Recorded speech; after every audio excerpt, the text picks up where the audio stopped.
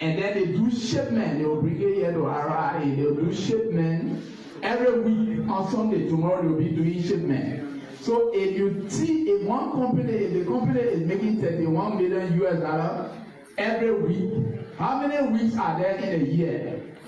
52 weeks. You multiply 31 million US dollars by 52, that's a little over, that's about 1.6 billion US dollars every year. Out of that money, Liberia gets less than 50 million US dollars. They did for you. They are car ticket. They are paid tax on it. It doesn't make sense to me. You pay your house, I come to you and I say, just write paper. We sign agreement. Then I take your property.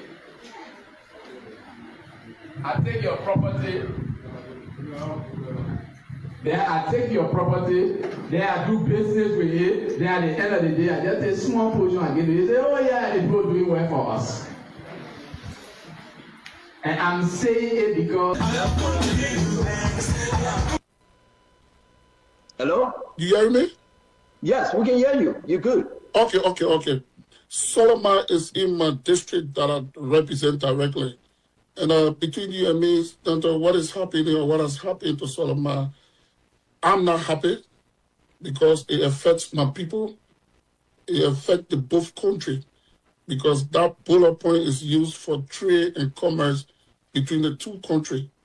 Today, our people along that border, they are really suffering, whether the Liberia side or the Guinea side. And that's why for us as national leaders, for our orientation and our training, I would have been one of the louder voices to keep yelling, pounding on government. But I believe in discussing behind the scene and finding a solution, except where it is unnecessary, then we speak where necessary. The picture is the Liberia.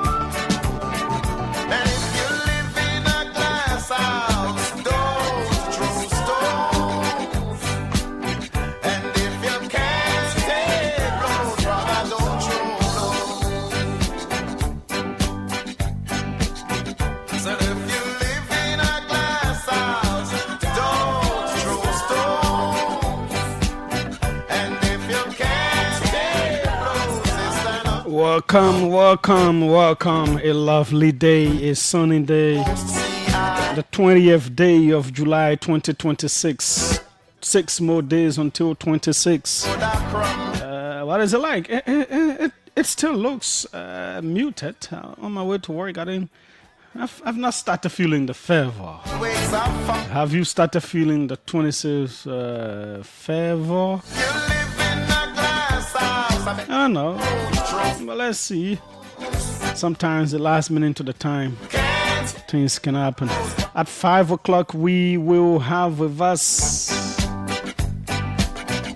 former policeman, former DA man, Abraham Kroma, affectionately called AB Kroma. Something very important will tell you. We would be talking about. I will keep that to my chest. Yeah, but you'll be here. Very big conversation with him. At 4 o'clock, we'll have the Faculty Association of the University of Liberia here. Why have they declared what I would call a vote of no confidence in the president, the vice president for finance and others at the UN? Why do they want them to go? At 4 p.m., they will be here. Between 3:30 and 3:35, we'll talk about the stand protest, especially the firearm issue, with Alfred Johnson, our man on the line from the U.S., to bring in the expert opinion. So that's why it is right here. Congratulations to the Spanish boys.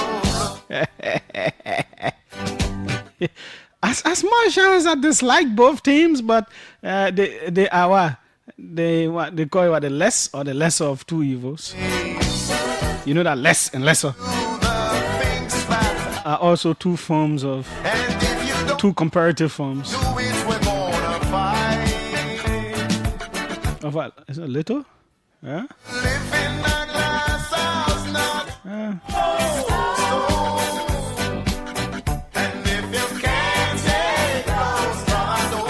So the lesser of two evils. So I openly supported Argentina because all the people have been supporting them going. So I said, okay. I won't Spain to win, but I won't publicly support Spain. I'll publicly support Argentina. Then they will lose. They'll be happy.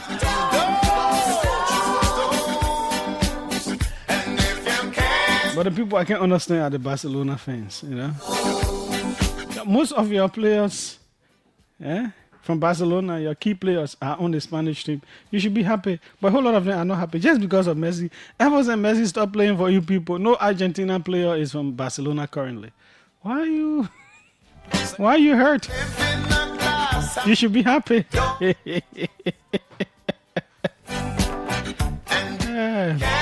That's the second goal. That's all.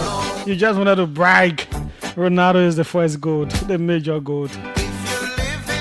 We respect Messi. We don't. He has done a whole lot for the rivalry, a whole lot for football. A very good player.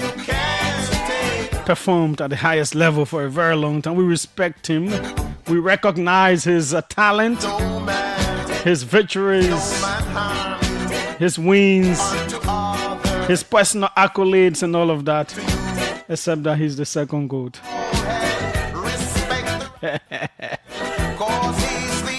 That's what it is. So the same little boy who consoled Ronaldo also consoled Messi. 19 years ago, they said what Messi bathed him in the top and held him. Yesterday, he turned that around. Just because of that, I'm starting to like Lamine Yamal now. Yeah, my favorite Barcelona player was Ronaldinho Gaúcho.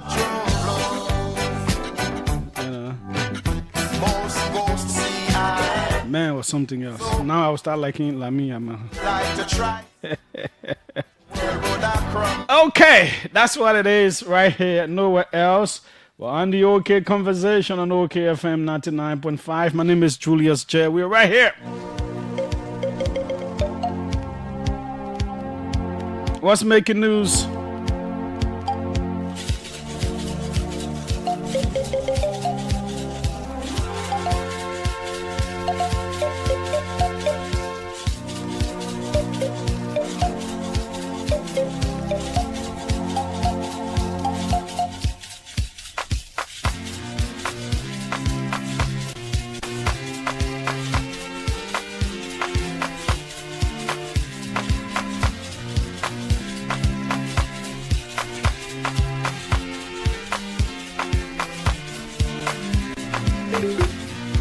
Share the video, invite others to join in.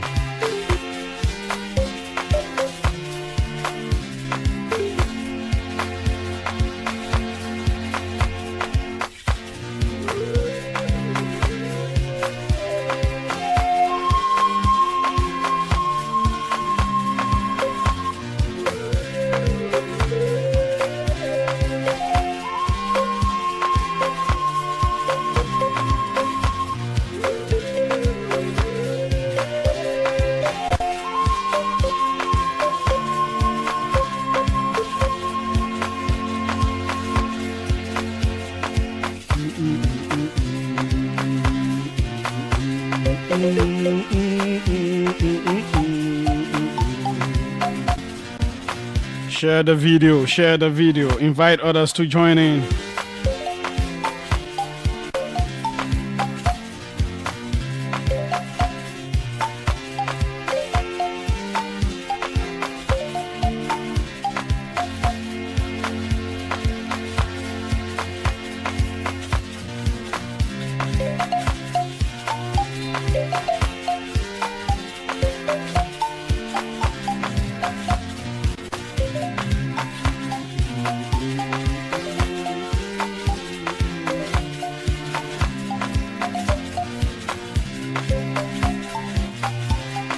Yes, indeed. Ghana and Nigeria have voiced concern over growing violence and anti-African sentiment in South Africa, calling for urgent regional and continental action to address the root causes of the unrest. Foreign ministers from both countries met on the sidelines of the Economic Community of West African States ECOWAS May-Year Summit in Freetown, where they agreed to coordinate efforts to safeguard the lives and dignity of African migrants and promote peaceful coexistence. The ministers emphasized that while crimes committed by individuals must be handled under the rule of law, migrants should not be subjected to mob attacks or collective punishment that often target law-abiding citizens. ECOWAS member states have signed an agreement supporting the $25 billion Nigeria-Morocco Atlantic gas pipeline. The 6,900-kilometer pipeline will carry up to 30 billion cubic meters of gas annually through 13 West African countries to Morocco, with half potentially supplied to Morocco and Europe through an existing link to Spain. The project has completed feasibility and engineering studies. Morocco and Mauritania are expected to sign a separate agreement later.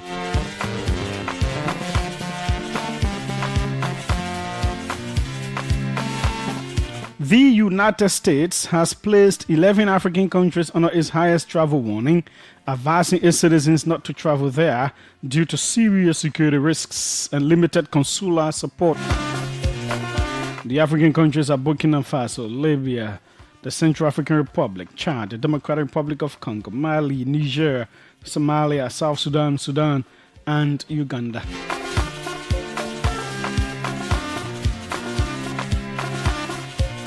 They are among 23 countries worldwide under the U.S. State Department's Level 4 Do Not Travel Advisory.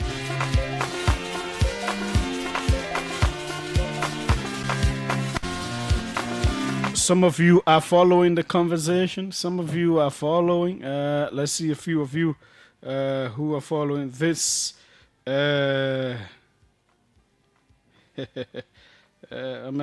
Orlando, even with your public support to Argentina, we knew deeply you were supporting this. Oh, yeah, that, yeah.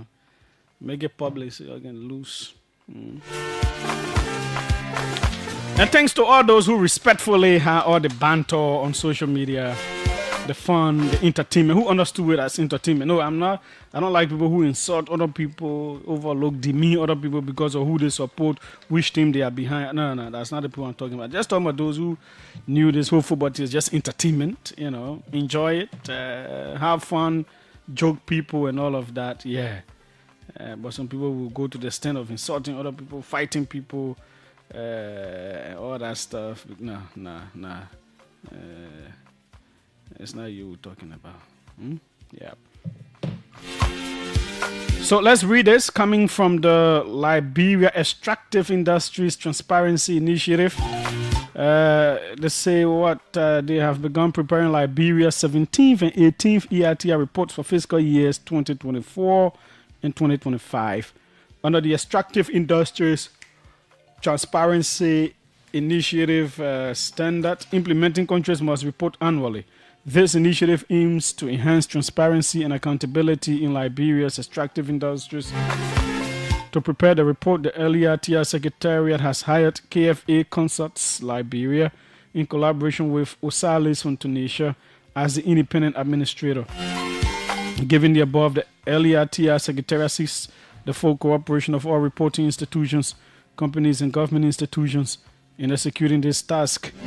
As this report is crucial, the multi-stakeholders group has mandated the Secretariat to use Regulation 001 and the LERTR Act to enforce compliance, especially during data collection.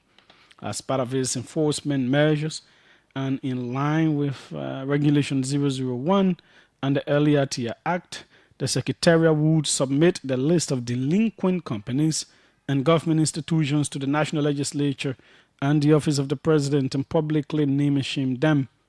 Meanwhile, the LERTR Secretariat will shortly commence disseminating the 16th summary report throughout the country.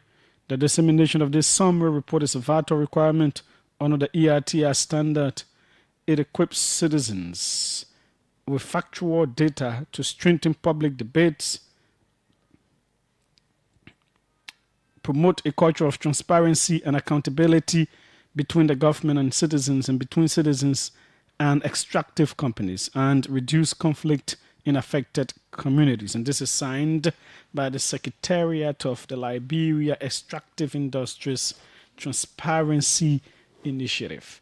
Let's now take our break with some of our sponsors. When we come back, we'll take our fact check, and then the issues that matter will be on the cards. We are brave. We are passionate. Hey, Tanu, I need cash and there is no ATM around here. Really? Did you try the EcoBank POS? POS? I said I need cash. What is it about POS? Judy, you can get your cash through the POS. All you need to do is to visit any EcoBank Express point or petrol trade gas station and request to use the POS. Guess what? It can also take other bank cards. Oh, widow, you mean cards from banks overseas too? Yes, it should just be your Visa card. Wow, great. So when there is no ATM around me, I'll just use the POS to get my money fast. EcoBank has made it too easy, man. EcoBank and innovation that will 5 and 6 so. EcoBank, the Pan-African Bank.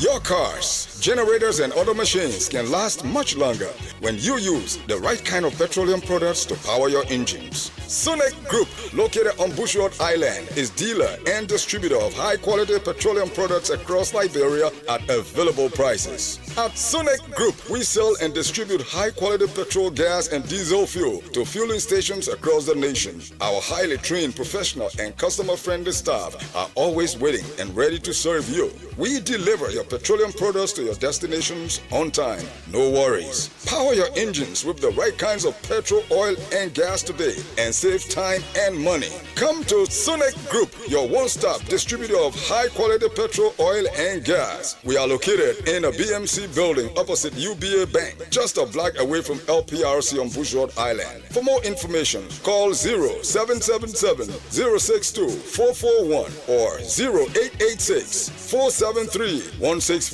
Sunek Group, spinning the wheels of oil and gas in Africa.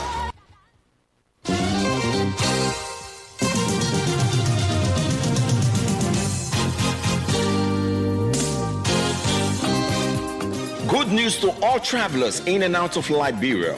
Sumahoro Transport Service, ST, has introduced new fleets of buses in Liberia to take travelers from Monrovia directly to Ghana, Abidjan, Guinea, and Sierra Leone. We can also do connections for our passengers to Lomé, Cotonou, and Lagos, as well as Bamako, Dakar, Banjul, Kankan, Madiana, and Labe. We carry valuable items to your loved ones through our courier service. We also have delivery service to your various destinations upon arrival in Monrovia. We have taxi service to and from our parking station to your home. Please come to our red light office opposite Zone 9 Depot Police Station or call 0775 908830 0886 0555 558801 for bookings. ST is here to serve you.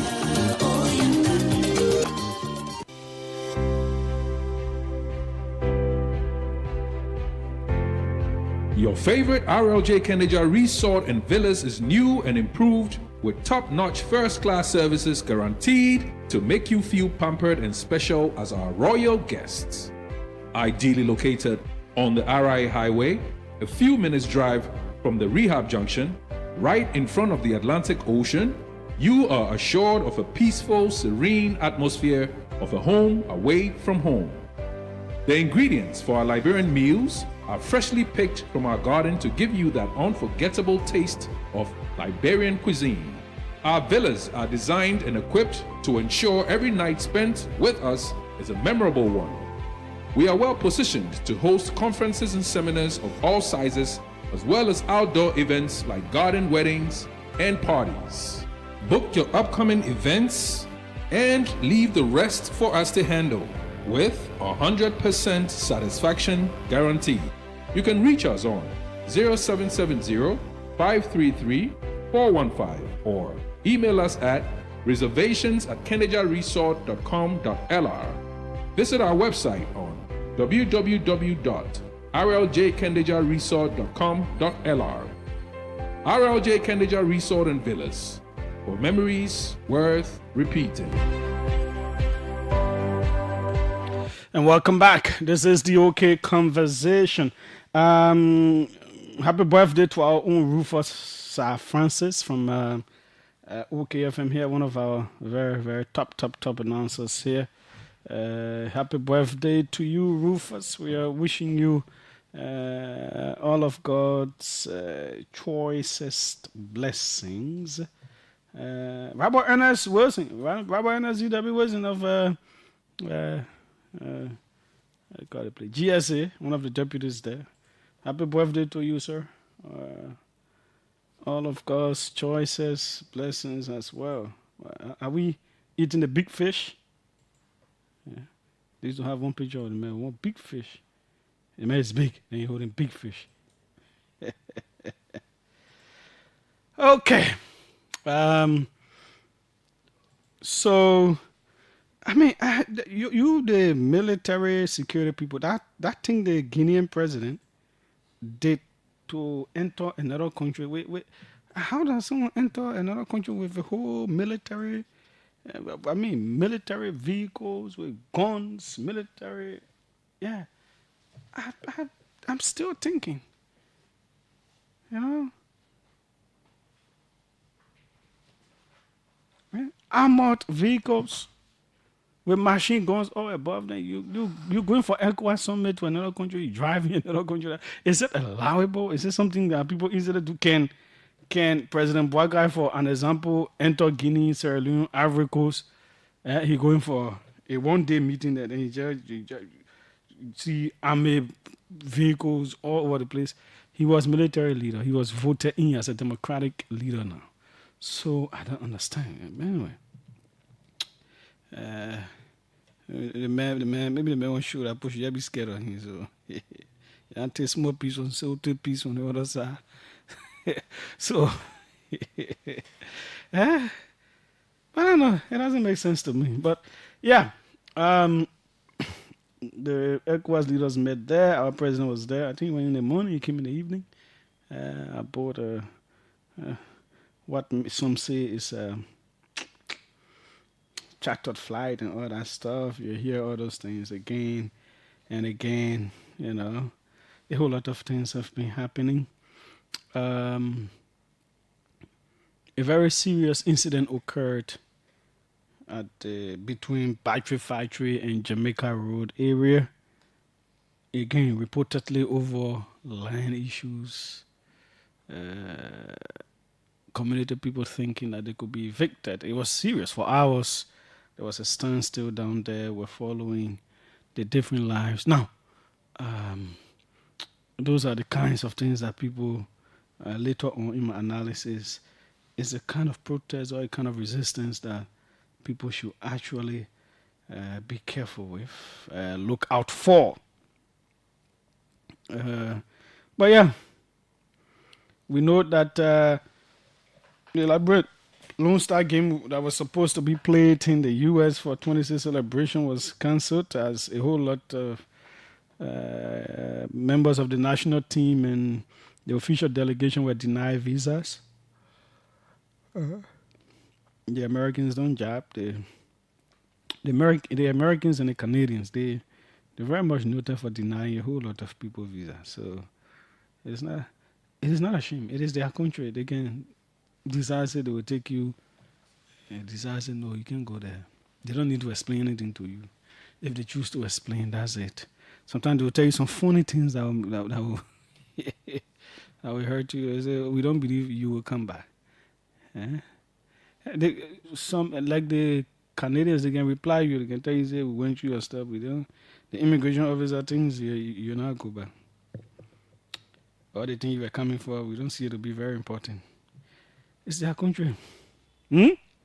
So they deny. But I was not surprised because there was an initial denial of, I'm aware of some officials who were supposed to travel to that same Minnesota way ahead of this whole game thing for some stuff they were supposed to do.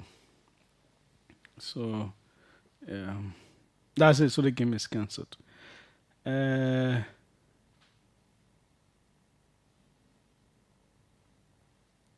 So we know that the CSA boss has been in hot water with the Senate. We'll see how that one goes.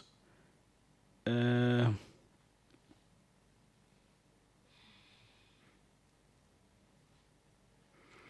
Senate has also concurred with the House of Representatives in authorizing the Central Bank of Liberia to procure and print 79 billion in additional Liberian dollar banknotes. And this will be clearing the way for the bank to replenish currency in circulation and address growing demand for local cash. Very important there. So let's go to executive mansion and see what President Joseph Numa Mbwagai said yesterday. There's a whole lot happening, right? I know one of the things you expect me to talk about, but I'll talk about it tomorrow. President Joseph Boakai returns home following ECOWAS summit, commends regional leadership. So it says President Joseph Numa Boakai Sr. has returned to Liberia following his participation in the 69th ordinary session of the Authority of Heads of State and Government of the Economic Community of West African States in Longyi, Sierra Leone.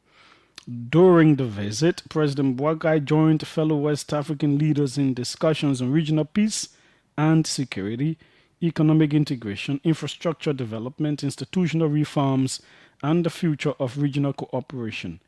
He also participated in the official opening activities, including the ceremonial planting of the tree of regional integration and the signing of the ECOWAS Unity Wall, symbolizing the community's shared vision of a peaceful, united, and prosperous West Africa. On behalf of the Republic of Liberia, President Boakai signed 3 major regional instruments adopted during the summit: the ECOWAS Gender Parity Agreement, which sets regional targets for increasing women's representation in leadership and decision-making; the Declaration of Commitment to the Compact for the Future of Regional Integration, which provides a framework for stronger cooperation, economic transformation, and sustainable development; and the Intergovernmental Agreement for the African Atlantic Gas Pipeline Project, a regional energy initiative aimed at expanding connectivity, encouraging investment, and supporting industrial growth across participating countries. At the close of the summit, President Boakai congratulated His Excellency Dr. Julius Marabio, President of the Republic of Sierra Leone, for his steadfast leadership as chairman of the ECOWAS Authority and for successfully hosting the regional gathering. He also congratulated His Excellency Bassirou Diomaye Faye, President of the Republic of Senegal, on his assumption of the chairmanship of the ECOWAS Authority, expressing confidence in his leadership as the regional body continues its work to advance peace, democratic governance, economic cooperation, and regional integration.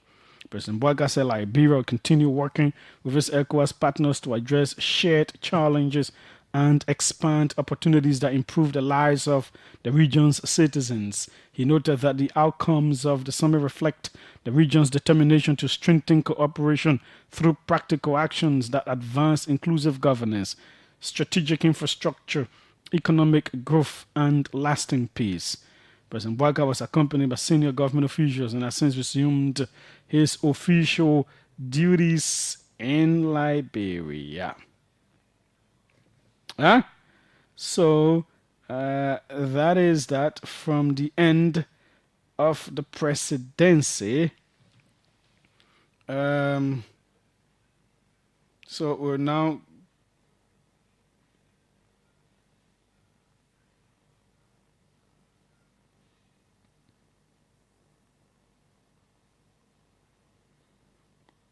join our guest analyst on the whole stand protesting, especially the one that has to do with the gun. That's why we're getting in touch with him. All the issues relating to that. Then we'll come back. We'll finalize the analysis. Some of the roads across Monrovia are very bad now, and public works, some of them, if I choose to ask people, they will say, but some of the roads now are really not okay. It's important to look at them. 777, why did I say 777? I have my guests on the line. Welcome, Alfred Johnson. Thanks for always being there with us. You're welcome, Julius. You're welcome. Yes, you. How you doing? Yeah, we're good here. You wrote a piece on this whole stand protest, especially the aspect of the weapon.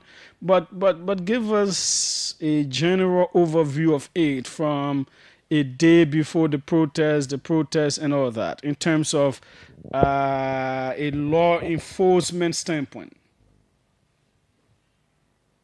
Well, from what we gathered, I think I don't remember what the acronym stands for, but it's a protest led by CDC's Moduba Molu. Former CDC, but he's not. He has since resigned. He's no longer part of the CDC? Yeah, he resigned from the party. He resigned. His post and other than. Okay. Well, former CDC chair Moduba Molu led a protest for drugs against the drugs in Liberia. And I think from what I understand, before the protest, they were in my conversation with one or two this morning. Before the protest, there were communication between them and the Liberia National Police as it relates to perimeters and everything that's supposed to be established as far as protest regulations are concerned. Before that, there were allegations that the protesters were going to bring pipe bombs and all these different things. So on the day of the protest, from what we've gathered, there was a gun discovered, and a few hours later, it was later realized that the gun belonged to an officer with the Liberia National Police. He was apparently an undercover officer. Well, it's not discovered now. It was somebody who was stabbed, and they were disarmed. And it was later realized that the individual who was disarmed was apparently an undercover officer with the Liberia National Police. The police director did say that they say that it is an officer, but that he was en route to work. He was not involved in any undercover duty. So that's a conversation that they are trying to find out what happened. So since then, it has been a slew of accusations. It was declared armed and dangerous, something that I disagree with. There are aspects of the Liberia National Police action that are well within policy. But then when it comes to the armed and dangerous part, that's something I disagree with. And I was able to write something about it as it relates to understanding the incident and how LMP approached it and answered some questions. So hopefully some of those questions can be answered for the larger audience to understand it from a law enforcement perspective. Yeah. Before we come to what you wrote, the exchanges before the protest day from the end of the government talking about a possible arrest of some of the protesters who they say allegedly have petrol bombs. Up to present, we don't know the names of those people and what they did. Issues of the protesters could possibly have guns, and the protesters also alleging that the government may have planted people among them with guns and all of that. Do you think those conversations a day before the protest has some bearing? You say what? You didn't. You say if the I'm talking about the exchanges, the different public statements with different public statements before the protest day itself. Yes. Yeah. So I think those things are. You see, the problem the protest has. Every action has political undertone. So when these things in Liberia, there's a different approach towards things in Liberia. People get involved into politics, whether in government, whether in law enforcement capacity or not. So I think the claim and counterclaims did not help the situation, because the protesters were accused of having pipe bombs and trying to inflict injury and cause damage to people and property. And then on the other end, the protesters felt that these claims that were coming, the organizers felt that these claims that were coming from members of the Liberian National Police or other security apparatus was intended to be able to lay siege, to establish pretext for them to be arrested or for somebody to set them up with guns and things like that.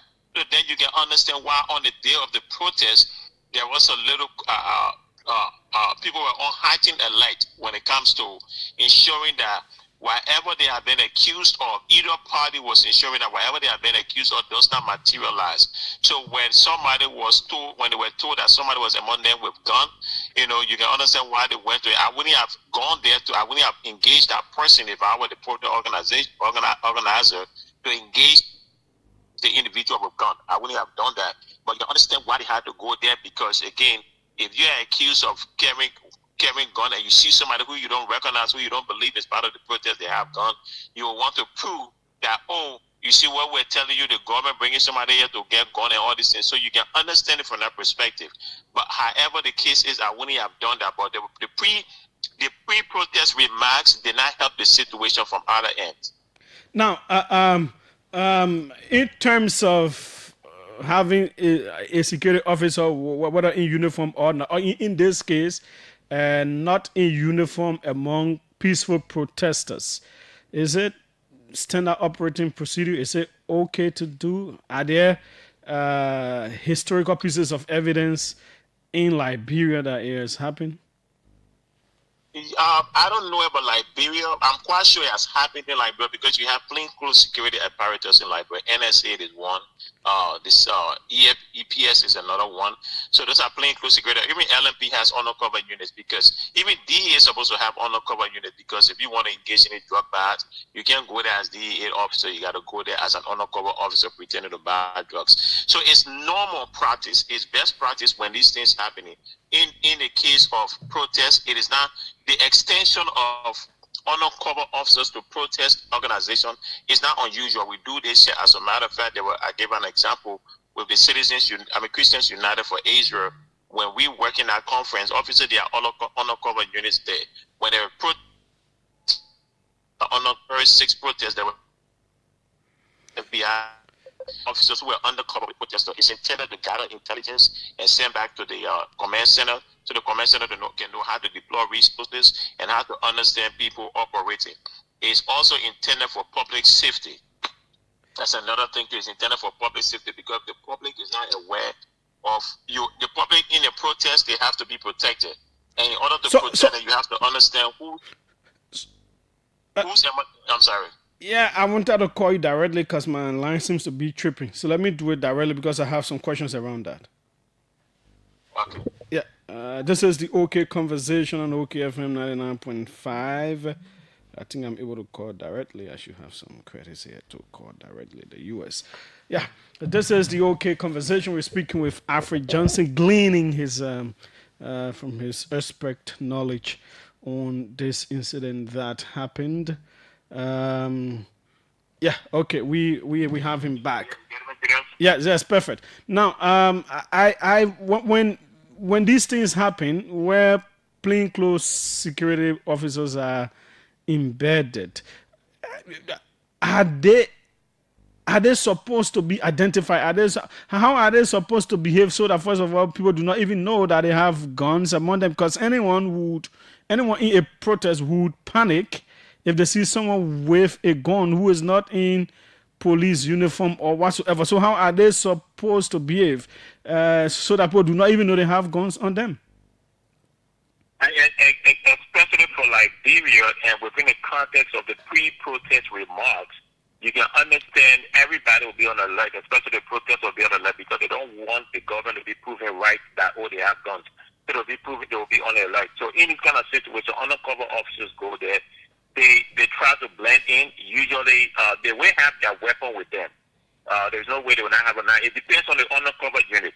If you are undercover in a drug raid or something like that, you will not necessarily have a gun with you or identification with you. But in this case, in this situation, as an undercover unit, it is not unusual for you to have a gun with you, but within the context of Liberia, if you want to go deep undercover like that, you don't have to have any form of identification. If you're not going to have any form of identification with you as a police officer, then if you're not going to have any form of identification with you as a police officer, then carrying gun makes it even riskier. Because if you're not going to ID yourself when something happens, then there is no need for you to carry a gun. Because when you carry the gun and you declare yourself police officer, you don't have a badge to show, people will not believe you. So in certain circumstances, again, you don't have to carry your gun, especially if you are embedded. That's the thing. So the officer will go wear regular clothes, one of the protest clothes or whatever it is they are wearing. If there's a t-shirt they're wearing, wear it. You blend in as best as possible. You have to blend in as best as possible to make sure that nobody notices you. And if you are carrying a weapon, you have to make sure that weapon is fully concealed. That means you probably have an inner holster instead of an outer holster that will create a bulge. If you can have an outer holster, it will create a bulge, then people will know that you have a weapon. But if you have an inner holster where the gun goes into your pants, that would be much better. And if you are going to be among the crowd, you also have to have a partner. You have to have one or two people who are close by, who can be able to readily come to your defense or say he's an undercover officer and things like that, or pull you out of danger. So those are things that have to be known. They also, even that he's like in a situation, somebody will ask him, why didn't he identify himself? Sometimes you have to assess the risk in the situation. So if you are caught with your Alfred, even without him identifying himself, it appears to me that the protest leaders, especially Moba Molu, knew that he was a security officer. So that's another thing too, and this is where the situation get a bit dicey, because Moba Molu's argument and his other people's argument is that we did not know it was a security or a police officer, right? We did not know he was a security officer, part of the Liberian National Police or some sort of government security apparatus. That's their argument. That's what it's saying. No, but in his announcement, he said, just as we said, we took gun from a security officer who was acting like protester, blah blah blah. And it is. So a security officer who were acting a protester, was he a security? Did he identify the person as a government security officer or as a regular security officer? That's the question. So if he admitting that he knew it was a government police, that there's a government security person, and you disarm a government security person, he put himself in a much more difficult spot than he would normally be if he did not know. If there is reasonable belief, if you expect the reasonable person stand up to A and say that you have reasonably knew, based on the officers that TRS really had a badge or things like that, that was a government agent, then disarming him is completely, or it's a crime. If you knew it was a government agent and you disarm me, that's a crime. It is one thing if you don't know. If the person is there, you don't know, and somebody says about ignorance, this issue is not about ignorance of the law. It's about understanding who the person is. If I come somewhere, right, and I don't know that they are undercover agents who are deeply undercover, even other officers don't know they are undercover. You come, like, say, for example, a person is undercover trying to bust a drug ring, or drug smuggling ring. Agents who don't know that person is undercover, they execute a search warrant on that place and say that that person is there. That person, in order for that person's cover to be intact, that person cannot disclose that they're undercover. They have to be able to go through the motion. They have to be arrested and everything, and then when they go now, they will have to figure something out and tell them, hey, this is what I'm undercover and things like that. But you have to stay there. So if that person, there is no, if it's entirely possible for you to not think that the person is undercover, it is not unusual for undercover agents to be treated like a criminal, because not everybody will know that they're undercover. It is also now unusual for them to have stopped him and taken his gun from him. Would I have done that? I wouldn't have done as a protest leader, identify him, call the police, and the police come and get him. We, as it is, they stopped him and took his gun from him. They said that they not know let me just show you that. Let me speak with our reporter who was there. Let's hear what Molu said about that person when he was making the announcement showing the gun. Nyanti, welcome. Yeah, thank you, Julius. I don't know. I was calling you directly. It wasn't going through. I don't know where you are. Yeah, I'm currently in the Bassa, in Idanon City, but we found it difficult with the internet connectivity, so I have to stand to where the local normally stand to make their call. Okay, even the direct call was not going. But we are having an issue here. You were at the protest grounds when Molu was revealing the gun. What did he say? Do you remember his words verbatim? What did he say? Well, what he said at the close of his statement was, he said that they pledged to remain peaceful on the day of their protest, but while they were coming, that an individual, he said the government allegedly planted individual in their midst to cause problem. And as a result of that, that person wanted to cause harm.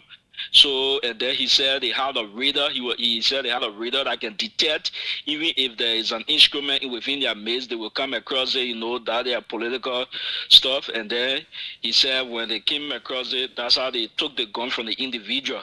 But he didn't mention the name of the individual, what was the individual doing, and whatsoever. But he just said that person was in their midst. Okay. Did he identify the person as a police officer or not? No, he didn't say it was a police officer. He just said that individual that they received the information were planted in their midst by the government. But he didn't say until it was just later this evening when the police inspector general addressed the press by saying that the gun belonged to a police officer. But Bolu didn't give a clear description as to whether this individual was a police officer who were planted within their midst. Okay. Thanks so kindly, Nyanti. Okay, so you just listened to him. He provided the information. He was there. So that's one thing. Like I said, that is consistent. What Yanti said is consistent with what we've been knowing, that the Moduba model is people said they did not know this guy was a police officer. All they felt was maybe he was a plant intended to disrupt that protest so they can their situation so that they can be accused of having gun and all these things. So their thinking was in that direction. It was from what we know now. Again, I'm just saying based on what we observed, what we've been told by the news and other videos. So they didn't know it was an actual government person. It was later when they discovered he was. Now when Chief Coleman came up and said that, that's when Molu said, I would turn the gun over and but I would turn it over to international partner and they would turn it over to the Liberian National Police. But if they knew that he was a police officer and it is army, that's outrightly criminal. Okay. You can be easily charged. You can be seriously charged with that. Yeah. So then he turned the gun over, I think, to the court the next day, and then he was arrested, taken to the police station for investigation, and we are hearing he could be charged today and all of that. What do you make of those processes where he turned it over to the court? So what I'm saying is, people ask whether should Modu be and other individuals be charged for disarming the undercover officer. So here is the thing. I think he has not been arrested yet. He was called in for questioning, and they released him.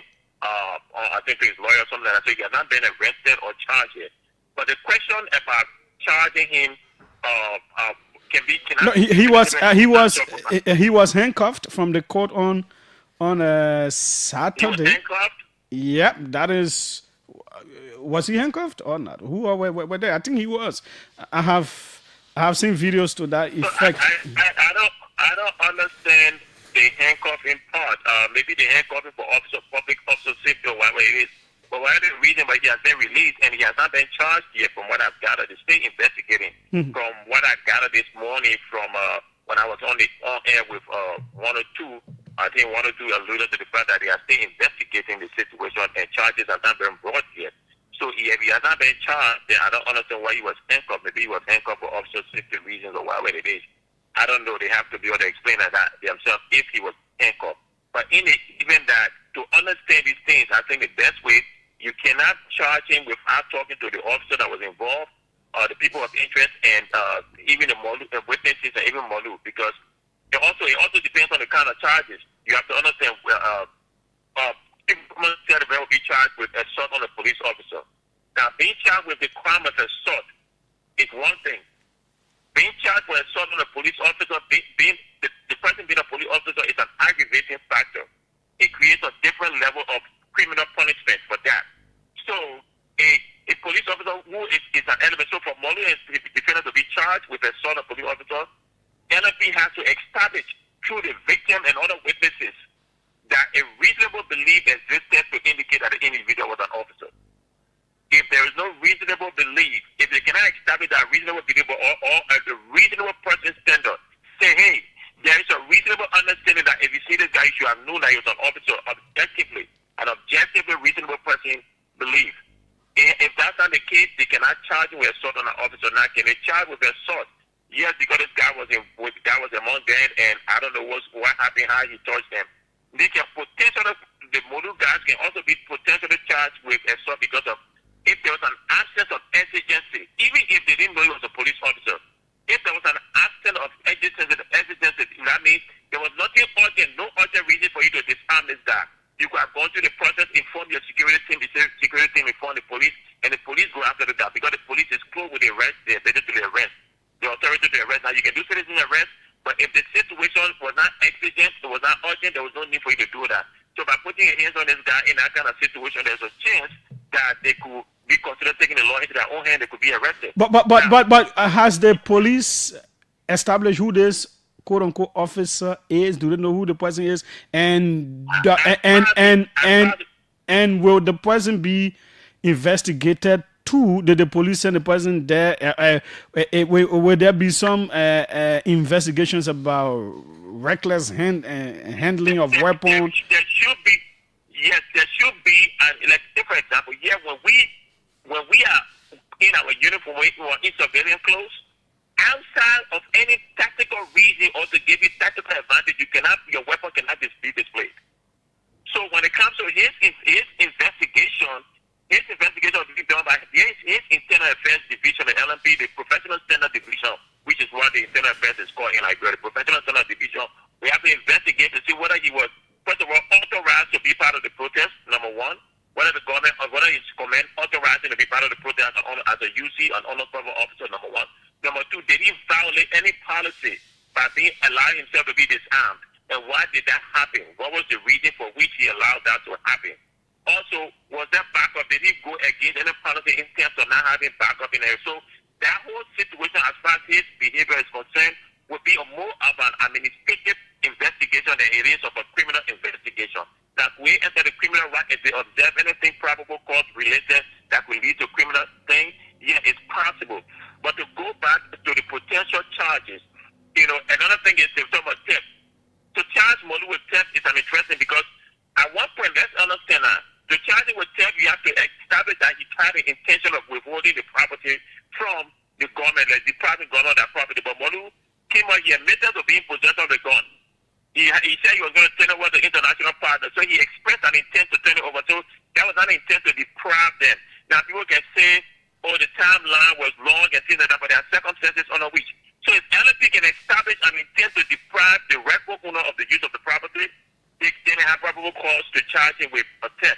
But again, this will depend on the result of the various interviews and the overall investigation.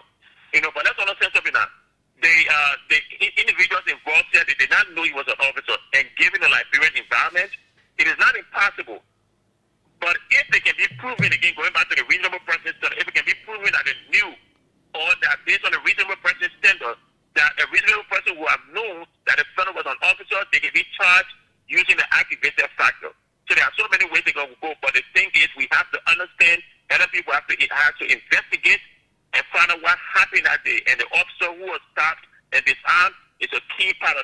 investigation. Whatever he says has to be looked at within the context of probable cause and eventual prosecution, if possible. We'll have my next guest. But before I let you go, Orlando though has these concerns, which are also very important. The police primary duty during the protest was to ensure the safety and guidance of both the protesters and other citizens going about their daily activities, a fundamental responsibility of law enforcement. My questions: one, where were the police officers when Molu and his group attempted or carried on a citizen's arrest on an individual claimed by the IG to be an undercover officer? Two, wasn't it the police duty to intervene promptly in an arrest situation involving an armed individual? And also, to add to that, one of the most confusing thing about this whole thing is I've not seen a video whatsoever, because in this case, all of the protesters will be holding smartphones and all of that. If they saw an individual having a weapon and they carry on a citizen arrest, it would be something that people would want to video record. All the media people were around that. We've not seen any video of the incident itself, not from the police, nor from the protesters, nor from the media. Nobody. Isn't that concerning in this age of heightened transparency that we've not seen a video of that incident? I find it very interesting that up to now, the only video I've seen is a video purported of the individual walking. Who was disarmed. Yeah, walking along with the protesters. Yeah. But with the protesters. So if that's the person, then it throws the punches hole in the chief statement that the guy was on his way to work, because that does not reflect somebody who was on his way to work because he was deeply in the protest. Now, when it comes to why the police did not intervene, I don't know where the police were, because the chief said the police officers were deployed. So why were they deployed? Were they just with the protester, or they were deployed at strategic locations, maybe at an intersection, maybe all the protesters are coming down to Capitol Bypass, so we have to stop them. We have to have a police officer right there to the Old Health Ministry at an intersection right there to be able to direct traffic, because there's a major traffic error. Maybe the officer to prevent them from going to the executive mansion, have police officers deployed there. Was that a form of deployment, or was it the police officer was in uniform among them? So that's the question, why they did not get involved. And the other thing is, was their officer around and the people did not go there to be able to talk to them? I mean, be able to tell them, hey, this is what we have. Why the police was not informed? But like he said, it's very concerning in this kind of situation with somebody with a gun. It's something that has to be recorded in a way. Somebody must have had some sort of video footage. There is no video. Then how did it happen? Like, where was this disarmament happening? Was he disarmed in public, or was he pulled out of the crowd, taken somewhere and quickly disarmed and sent on his way? How did it happen? We want to know. Then hopefully the investigation can be able to inform us on that issue.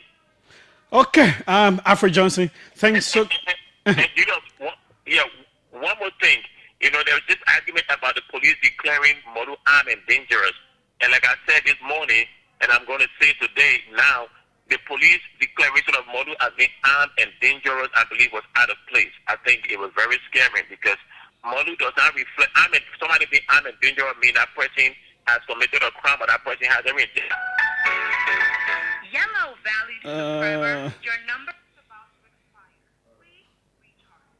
You have just 1 minute remaining. Okay. And they have done, and they have committed crime already, and we're seeing that we are haunting them. Then they become armed and dangerous. But Modu was very clear that he demonstrated that he has the gun.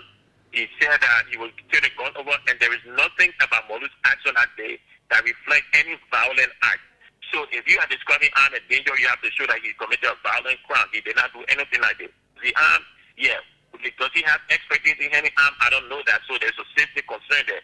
But to declare him armed and dangerous, if we declare somebody armed and dangerous, that means that person is a shoot-on-sight kind of person. If I see that person, I'm operating on the belief that person poses a deadly threat to me.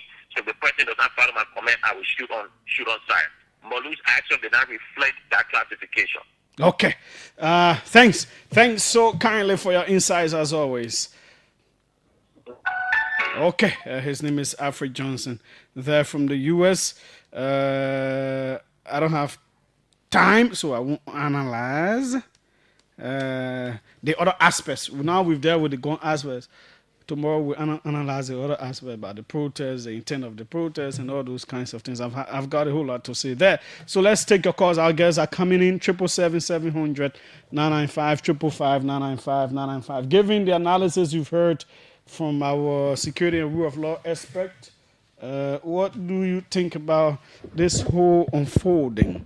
Let's hear from you. 777-700-995, 555-995. Tomorrow we'll talk about the protest itself and all the other things around it. Welcome. Let's hear you. Good afternoon, Julius. Yes, go ahead. Yeah, my name is Dawood. I'm calling from Looking Town. Go ahead. I listen to your rule of law expert, and for me, Julius, during the past few days, the police was the one that even started to escalate tension in a just and a protest. They actually went, I think they posted petrol bomb. Petrol on their page that they caught people with petrol bomb. And they getting intelligent that there will be violent action on the protest ground. So now, if you go to the identical protest and you see someone with gun, consider that as intelligent officer among you guys, you're not fear best to hold the identical person. Okay. So definitely.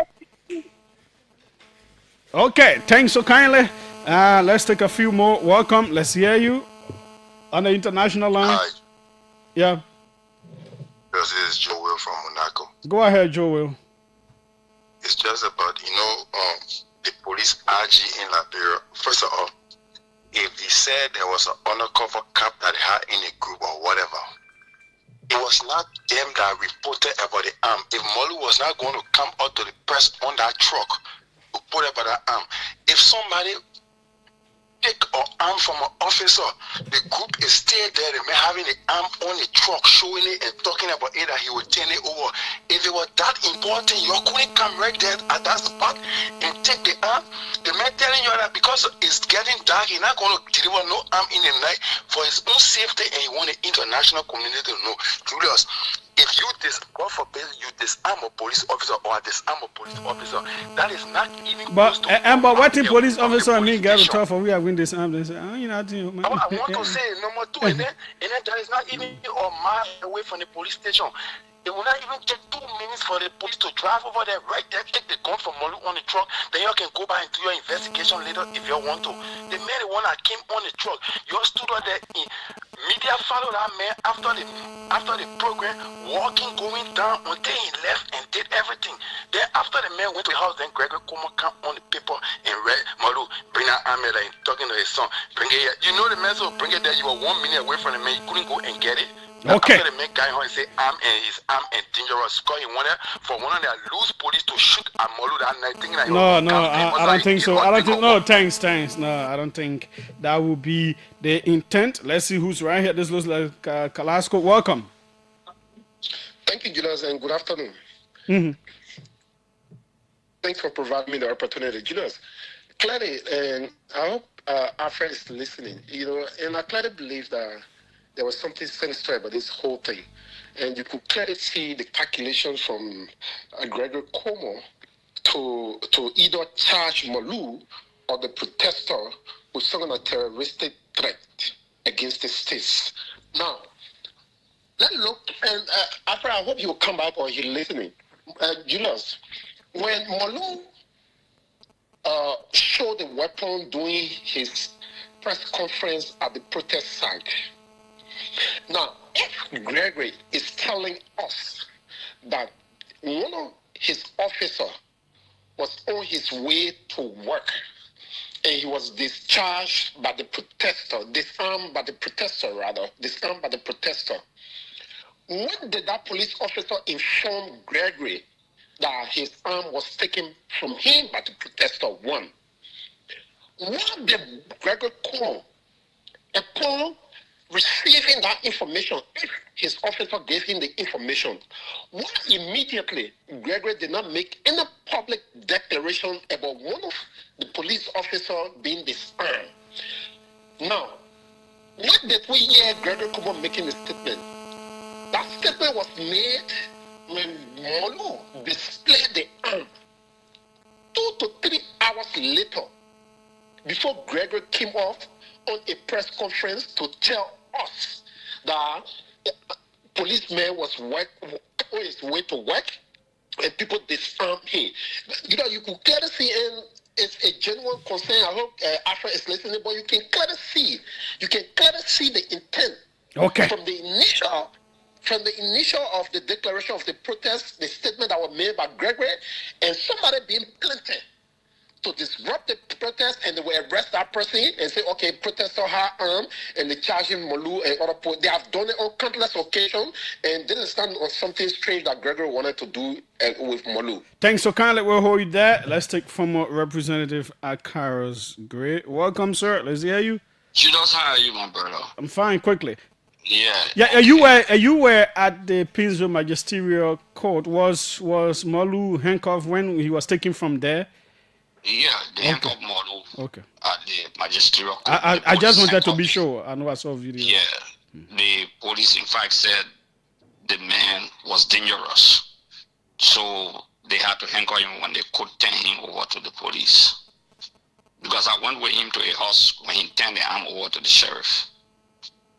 Yeah, but Julius, this is what I call for. Look, once the director of police made an accusation that the protesters are armed, and they wanted to cause chaos. In fact, he made mention of one Kali Baba who was also in the protest. He even told him not to go to the protest and he doesn't want to see him around. But he went to the protest. Okay, the police wanted to prove a point. That's why they put that person in the midst of these guys, probably to shoot, and then they say they're the protesters. Once the police director had a premeditated mind that these protesters are armed, he wanted to prove a point. In my mind, the second point here is that, and the police not even met Joe Julius, it's a civilian has an arm, mobile model, on the truck, saying he will turn the arm over to the international partner. The police there, all the police officers are there, wear armed. And they said they allow a civilian to carry the arm home. In case I was a terrorist. This is why I'm saying I'm not understanding the whole thing. Julius, It doesn't. just wait, Julius, wait. That's just one point. The second point, you tell the man, bring out gun here, nah. In case that man is a terrorist, go to the police station and just start shooting. In case that was not professional. I've spoken to a lot of professional police officers. I'm sorry. That's why Gregory did not go to the training academy. Seriously. He didn't attend the training academy. Go in and ask him. I've spoken to, even those who don't love Moru, call me. Okay, and then appreciated the fact that I went beyond Moru and they turned the arm over. I'm talking about rare, renowned security officers, even some of the people that are in the security apparatus of the country currently. They said the police director should not have even said, bring that gun here, nah. In case that man was a terrorist going to walk there. The man on the car with the gun showing it, that this is the gun. We've taken it from somebody who believe the gun. And then he walked from there with police officer present. You even said our police immediately you should identify the police officers, this is a police arm and whatsoever. Okay? Immediately they should have taken the gun on the spot. You allow the man to leave them, you turn the man armed and dangerous. In case somebody are going to kill him that night. And you want that mother to come to the police station with gun in the night. That's why the case is not going anywhere. And today Modu is going home. He wasn't charged? Modu home. Me and he will soon be together. Okay. Thanks so kindly. No, in conclusion. Yeah, because we got our guests here now. We got other important things to talk. I know you're gone, but we got to talk here. Yeah, but let me conclude now. 30 seconds. The guests will understand. Did you see the gun? Did you touch it? I didn't touch the gun, but I saw the gun when Modu Have you touched gun before? Julius, that you asked me all kind of questions I will not answer. And your team, anything you want to talk in 15 seconds. I'm telling you that I'm very true when it comes to security. So I ain't got to tell you how I happy. Okay. But on a very serious note, when you get a partisan police and a hierarchical structure, that what can happen when the police is politicized? The police need to be depoliticized to a great extent. Thank you very much. Thanks so kindly for your call. There are certain things. Let me take the final caller just for 45 seconds. Welcome from the U.S. Let's hear you. Yeah, good afternoon, Julius, and good afternoon to our listening audience. This is Cousin, a call from North Dakota, USA. Julius, there are many questions to be asked I know people calling and say, oh, the police are going for the gun, this. But we listen to Afro analysis.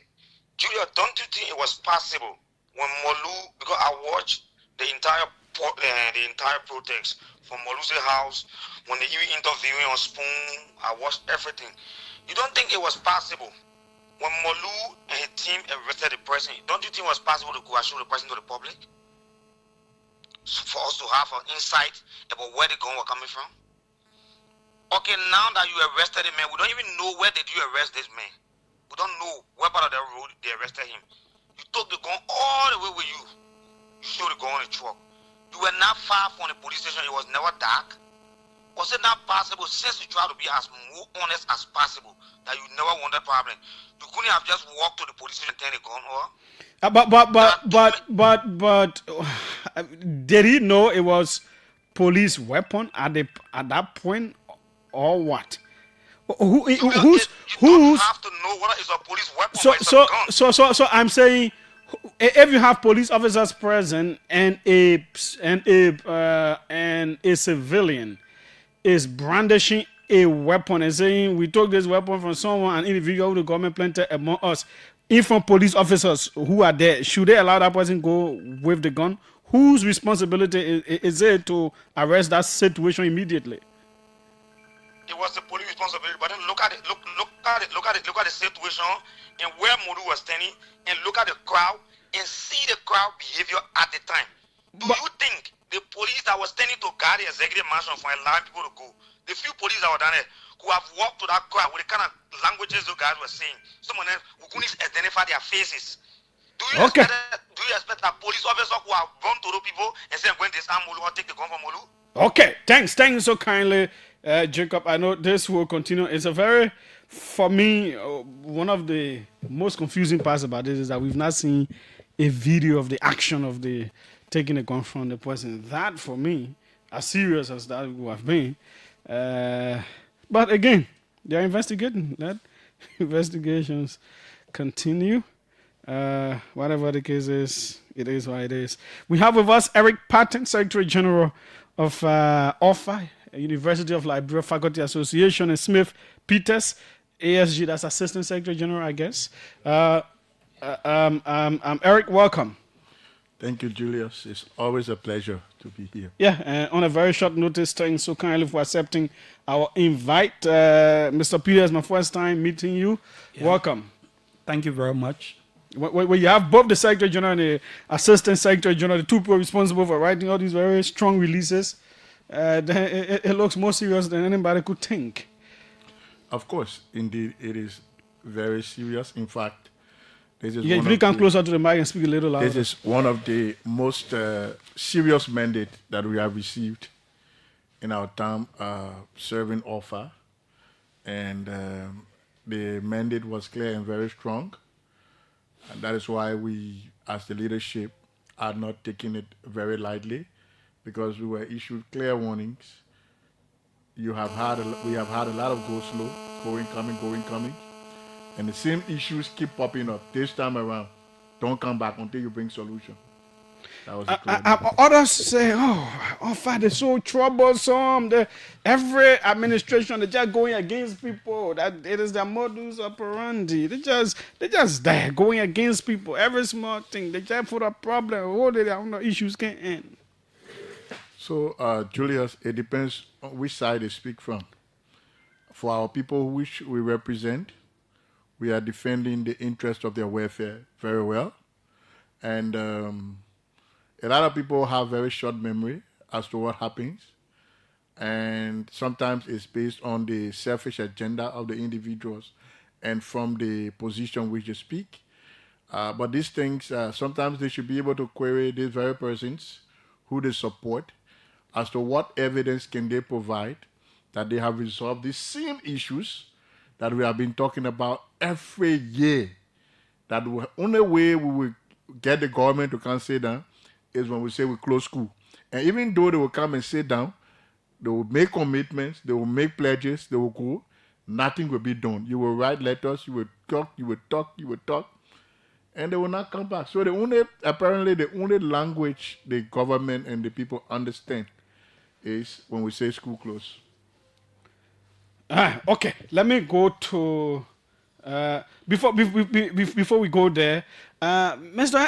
ASG. I saw another statement. I think from another group, and I said they don't support anything that you're talking about. What is happening? I've not seen this before. My years of practice, where offer will come up with a statement, and a counter group will come up from the same instructing body, but it has become something of recent. Are you people having some divide and rule happening? Are you self-serving of yourselves and not considerate of others in your midst, or what?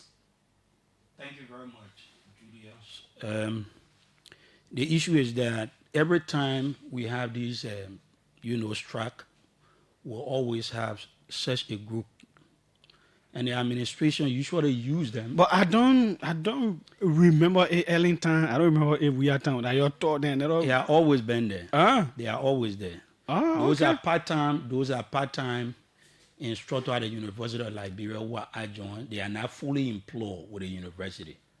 They are being helped by other department chairs to help them in terms of giving them courses. They also at the used to University of issue Liberia. public statements. They usually do that at certain point in time. Okay. But of recent, it have been like that. Because every time we have issue and we engage administration want to use the divide method rule. So every time they will get in touch with these guys to call them and put out their own release. Now, Okay. you are not fully employed with the institution. But are they not members of offer? They are not. They are not. They are just contractors who are contracted by various departments at the University of Liberia to teach, because some of them understand these courses and they know how to teach at a certain point in time. Okay. But for the Let fact that us go to the fully issues. employed, then We'll you still are come not back to that. We'll still come back to that. Let's. This is the statement. The members of OFA and OFSA convened in their regular General Assembly on Friday, July 17, 2026, have unanimously passed a vote of no confidence. This is strong. In the president of the University of Liberia, UL, and acting vice president for finance and fiscal affairs. You didn't put the person's name there. Who is the person? The acting vice president of finance and fiscal affairs is Mr. Tinney. Lester Tinney, Dr. Lester Tinney, as well as the associate vice president for human resource. Who is the person? Mr. Reginald Gay. It's a Mr. or Doctor? Mr. Okay, but you also said Mr. or Lester Tinney. Lester is Doctor. Yeah, I will tell you for why I say Mr. Oh, so you're not going Dr. Tinney? I will tell you why I say Mr. Okay, we'll come back to that. At the same time, the General Assembly unanimously voted to disengage from all academic and staff activities until all demands, including NASCOP 40% increment, NASCOP 40% increment, disparity in salary adjustment, change of status, operational funds for various units, among others, are fully settled with visible evidence of implementation. In view of the foregoing, all faculty and staff are hereby mandated to stay away from all and blah, blah, blah, blah, blah, blah, blah. Also, all supervisors and all vice presidents are cautioned against compelling any member of the staff or faculty to engage in normal activities against the will of the General Assembly. Now, when does this take effect and why are we here? To pass a vote of no confidence in the president is one of the most, in fact, it is one of the most stringent measures to apply at any university. Why are we here? Okay, thank you, Julius. So, with respect to the effect, it's already in effect. If you go to the various campuses, you will see already things are in effect. Our people are home. We will take you a bit back. I mean, you've hosted me severally, and some of the issues that we have recounted keep coming up, they're repeating. But then in October 2024, we were on a go slow. The government launched a search process to find a new president because they had let the previous president go. And we had as reasonable people, we thought that, okay, since it's a new president, we will listen. And I still recall in that assembly, when we had the assembly, the new president visited the assembly And the first comment from the new president was condescendingly telling us that if we want to work, we should work. We don't want to work, we should not work. In that meeting, that was the first statement ever to an offered General Assembly. But in that meeting, the professionals thought that, okay, we'll let it slide because the government had intervened. So, I mean, she has assumed the responsibility, and we issued her in the next meeting, about a month later, the issues that were already a bit. She said she had been briefed by the interim president, Dr. Alassane Conte, and that she was looking forward to working on those issues.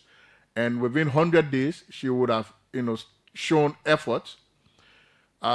In June of 2025, we requested 100 days deliverable report because of the promise she made. It did not forthcome. So we had an assembly in July 2025. And our colleagues gave us 1 month to go to her and ask her. But then, Julia, when we went back in August, we still didn't get it. So if you remember last year, August, we had to go slow again. So the Minister of Justice again returned and said, look, we appealed because first we came, but then we didn't follow up the process. So we slipped off, but this time around, we're not prepared to slip up. So what we're going to do, we're going to have a committee of all 5 members, the staff members, and the administration, so that we can all work out the timelines. We wrote the Minister of Justice submitting our committee. To date, you did not submit any group. So, nevertheless, we had been meeting. We met in December. The president said January. January, we met her. She said budget didn't pass. February, we met her when budget passed. She said, I didn't get a budget number. March, we met her. We said, you get a budget number now. The next thing was a check. We still didn't go slow. We said she gave you people cheek? What was the cheek like? So, Julius, one of the reasons you see the comments are very strong on the president is because the president does not show any form of respect to the faculty. The president feels very supreme, very, very supreme. She talks to you anyhow, anyway, and she doesn't care how you feel about it. She describes you in any form and manner that she wishes to describe you as a group of people. When we met her in March, she had made a promise. When we discussed, for example, with the Minister of Justice on the issue of NASCO, she acknowledged that, in fact, the debt had gone to $11.5 million United States dollars from the Euro angle. She provided that information. Then we came to the issue of the government commitment by the remaining 40%. And when she asked us, we showed the figure, she said, but this is my idea, so you guys don't need it. We said no. Let the Ministry of Finance say. She said, no, I will do it in January. I'm putting it in a new budget. It will be there in January. So when we got to her in March and said, these are your commitments you told us to inform the colleagues, she said, government gave me money, where I'll put it, where I'll take it from. I got no money to give anybody. And our president at the time said, just as you say it to us, that's how we're going to say it to the faculty. She said, whatever, I don't care. That's just what she said to us in her office. And it almost blew her into a confrontation, but then we thought that, okay, let's let it slide. So we engaged, Julius, even after our elections, when the ground was boiling. Our new leadership thought that we would still engage. We wrote the communication, recounted the same conversations on the same issues. We held meetings. We wrote you back and said, look, can you add timelines? Since you have failed in the past to do it, till date, we have not received a reply. And Julius, all of the communication you see, we write her, and the meetings with her, we document and submit to the board. We document, submit to the mediator, the Minister of Justice.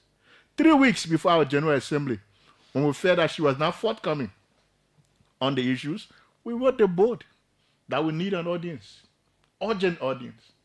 The board acknowledged and wrote up back and said they were found time. They didn't meet us until our assembly. We wrote the Minister of Justice. He called us. We had an audience.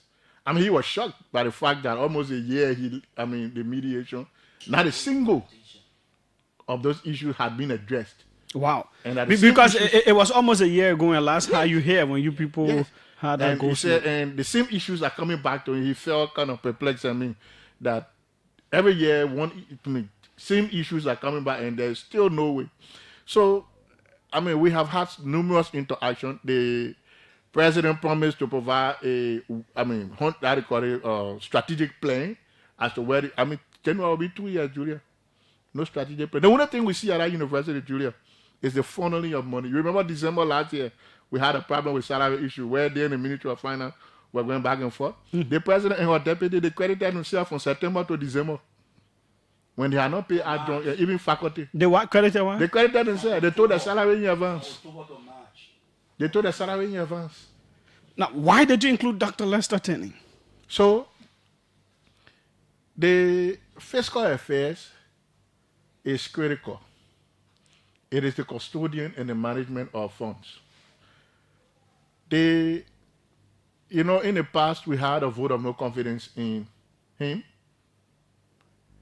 When President Mapaya came and brought him with two her, that we had issues because he lacks respect, he lacks humility, he does not regard anyone, he talks to anybody anyhow, he treats you any way he wants to treat you. She didn't listen. She said we should go bring evidence. We said, okay, the evidence will come. Today, when Julius is here, when he and Julius have issues, he will not pay Julius.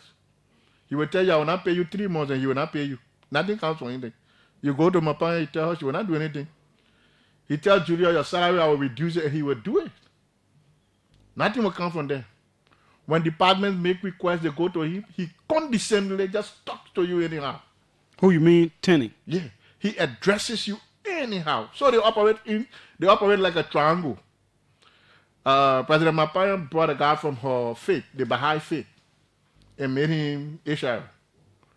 And that guy publicly insults. Is he a Liberian? Yeah, he's a Liberian. He's a Liberian. From She brought him, I think he was a Lipa, and brought him without any competitive process and made him HR. This HR goes about insulting people who are old enough to be his parents. Aggressive. He doesn't care. And, the thing about it, the three of them, it's like they deliberately plan it. And when whatever they plan, they come about, when you talk to them, they don't listen to you. They say, we will implement. One of the critical recent issues, Julius, is the issue of the NASCOP. NASCOP launched an app recently, right? Mm-hmm. The President Mapaya earmarked over 270 persons to retire. No one's against retirement when the people reach the age. Well, our position was that you owe NASCOP.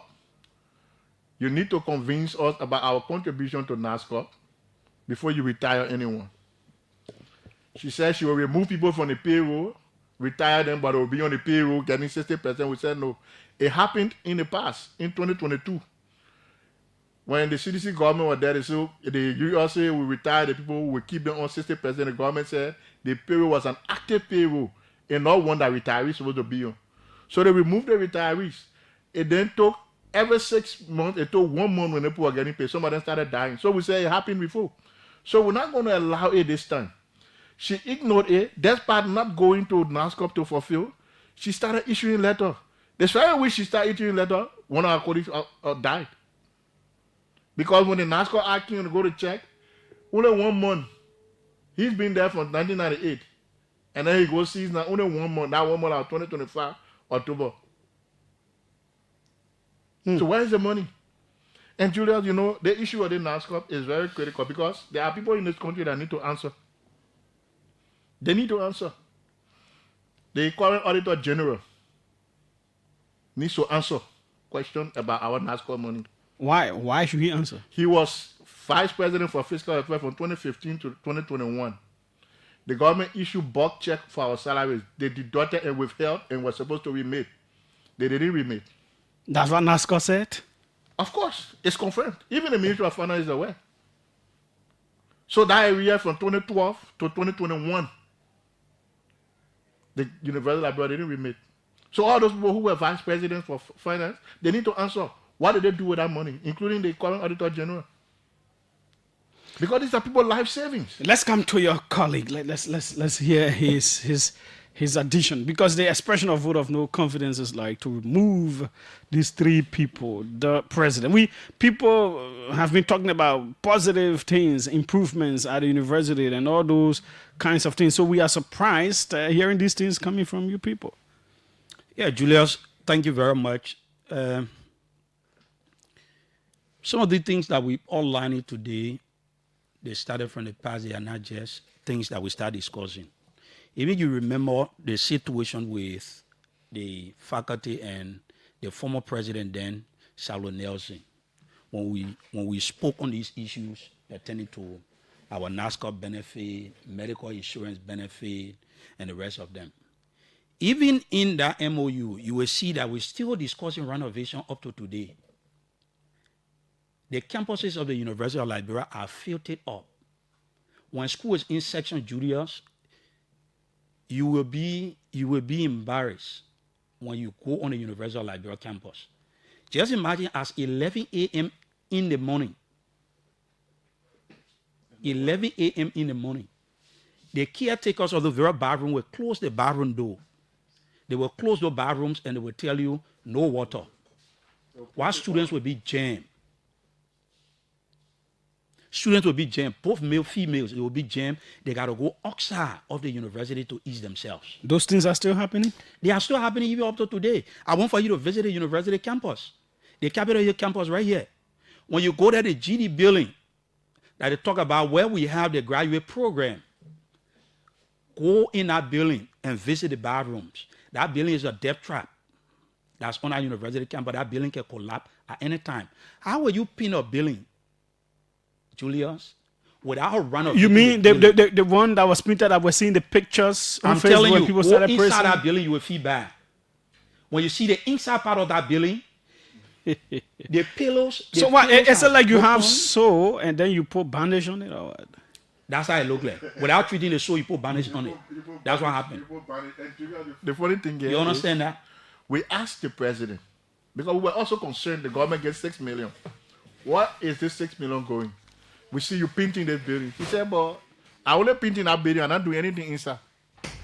I'm not going to do anything. We said, why? He said, I don't have money. Then we said, okay, but there is this building, CPA, or other places. She said, I'm not going to renovate them. The question was, why? He said, because maybe when we get internal revenue. So we said, but then where is the 6 million going to go? Till date, even the members of the board of trustees don't know where the 6 million is supposed to go on our university campus. We're still asking. But so the question You mean now, the one that the government gave? the one that the government Yes, said they will the provide. one So the the question government now, said they will Julius, it's not possible to do renovation while we're in classroom. But the university will open in August, at the end of August. So it's clear to tell you that there will be no renovation. So that 6 million becomes, just something that was a political statement. Because it's not possible for us to be in classroom. Are we sure that it was provided by the Ministry of Finance? So, Julius, the Ministry of Finance has processes. We heard that last week they received some of the fresh trunk, right? But it's clear that they're not going to renovate any classroom. When you're teaching CPA is leaking, the president already told us. You go to Fender, we're still using the bushes. The president has demonstrated that, there's this lack of interest. When she travels, she just, once they are able to fill her card, with huge travel bonuses, she travels. So, what has changed? Those people who are saying that there are changes should point to the changes. Because the group you're talking about, the things they're mentioning, all the PhD programs started with Dr. Nelson. They were far advanced before she came. So she should be able to recount what are those things she brought, unless you tell us that you are building toilet for over 600,000 that you awarded to a colleague from USAID without PPCC. Let me read the adjunct faculty statement.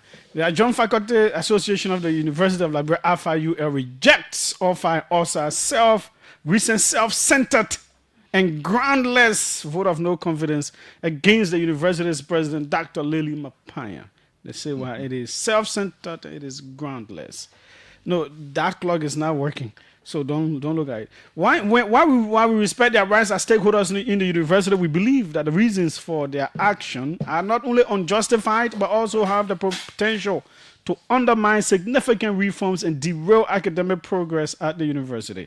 Since the ascendancy of Dr. Lily Mapaya as president of the University of Liberia, the university continues to witness significant improvement in academic and infrastructure, including the regularization of the academic calendar in line with the global standard. the launch of 3 PhD programs, the construction of a solar oasis student utility park near completion, the construction of a student health clinic near completion, the attraction of grants and donations, the creation of a new division, athletic, the improvement and regular payment of adjunct lecturers' salary from an indefinite payment scheme to an installment payment, the signing of several MOUs, among others. The adjunct faculty is committed to supporting the president's vision and encourages stakeholders to promote the vision and do away with any form of device that misrepresents the institution's image and advancement. I don't see the issues that you mentioned, though, but they are citing, and this is Joyce, I think, by the Secretary General. So the first thing here, before we came here, with the power vested in us, we were authorized to declare him persona non grata on all of the campuses of the University of Liberia. Who? He's not an employee of the university. You know, when I was here last year, that was the first group she started to deal with, The gentleman to who come sent back each other to counter offer. So what they did, they took a few group of people from among the number of adjunct people, called them, gave them the adjunct stuff, gave them some money to counter offer. At the end of the day, they did not succeed. Allegedly. No, I'm telling you. At the end of the When day, you said they did gave not them some succeed. money, that is an So, allegation. one of them, who was the president, she got employed. So she gets speak and that press release again. So that's he's now fighting for his own employment, because that has been the routine from that on Nelson's time to now. That has been a routine. You go and talk, we come with employer. So he is a persona non grata on the campuses of the university. He graduated from AME Zion. He should go there and make it better. No, but you don't need to graduate from but we clear. So you don't graduate from an institution, you come and help it. You don't join the spoils to damage it. That's the first thing. Now, you have a man who is paying them around. The first thing the man did to graduate professionals who supervise graduate school students, you're supposed to pay the people the supervision fee. You went and took their money. Till the day you can't count where you did with the money. Today, there will be no graduate school graduation because the professors are saying they will not supervise any student thesis. Yeah, but before I speak with the spokesperson of the university, why you say you don't want to call Dr. Tenney Dr. Tenney? So, OFA has made it clear they do not recognize the credentials. One. Well, it's not your place to recognize. So that's why we would not. It is our place. And the university administration, countless, including President Mapaya, has failed to initiate the process. The first thing, Julius, we agree that you can have a bachelor's degree and go do PhD, right? Mhm. But it's not possible not to have a bachelor's degree to go do master or PhD. It's not possible. So we still want to see on which planet that somebody will have a bachelor's degree. Because when you graduate, your transcript, when you say you use your transcript to go to school, it means that transcript is certified and your date of graduation is placed on it, and that's what the university would accept. You can go to PhD, fine. But in the absence of an incomplete transcript where there's no graduation day, you tell you use your transcript to go get master and PhD, something happened, something forged happened. So offer took a stain in the past, and offer still remains strong. So until it is proven beyond otherwise, looking at the admission document, offer will not recognize him as what title he calls himself. No. Okay. We're not going to do that. Let's see if we can speak with Norris Stewart. I'll see if I can get Lester Tenney.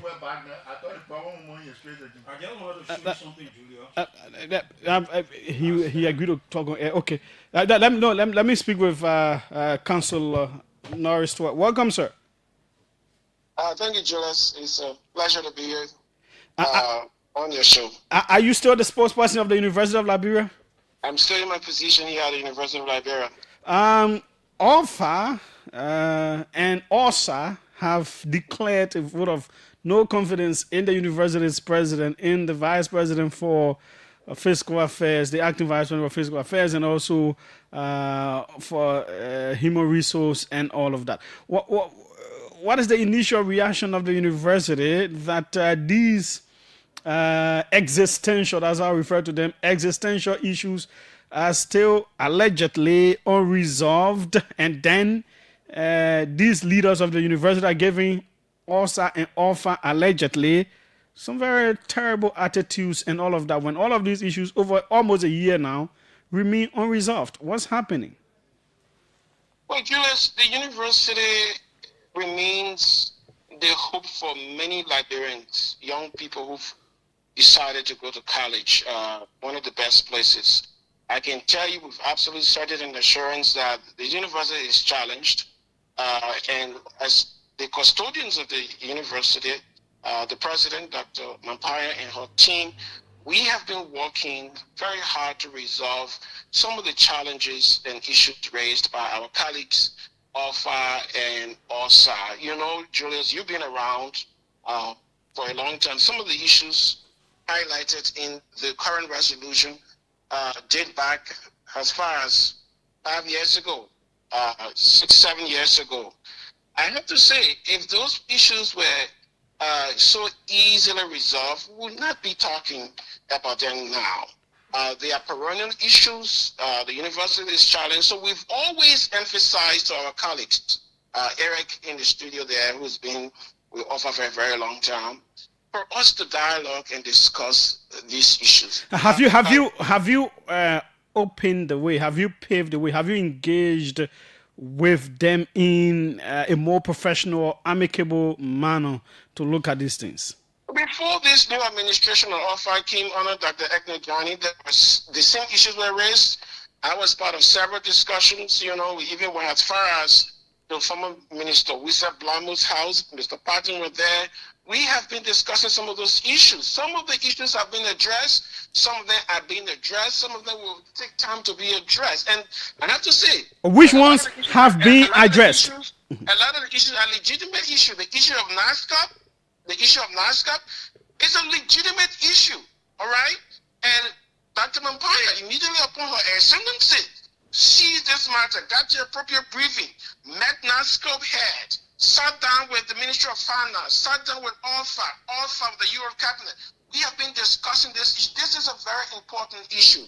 However, our response to our colleagues in OFA and OSA is let us continue to engage because some of these issues are not exclusive within our purview. We need to collaborate with other stakeholders, particularly the government. According to them, allegedly weeks ago, they wrote the president's office seeking an audience on some of these matters, and that did not happen. They even went to the Minister of Justice, and he himself was surprised that a whole lot of these things have not been resolved. Well, what I can also say to you is that this very president has brought this issue not just only to cabinet, but with the board of trustees. Right now, there is a board meeting going on.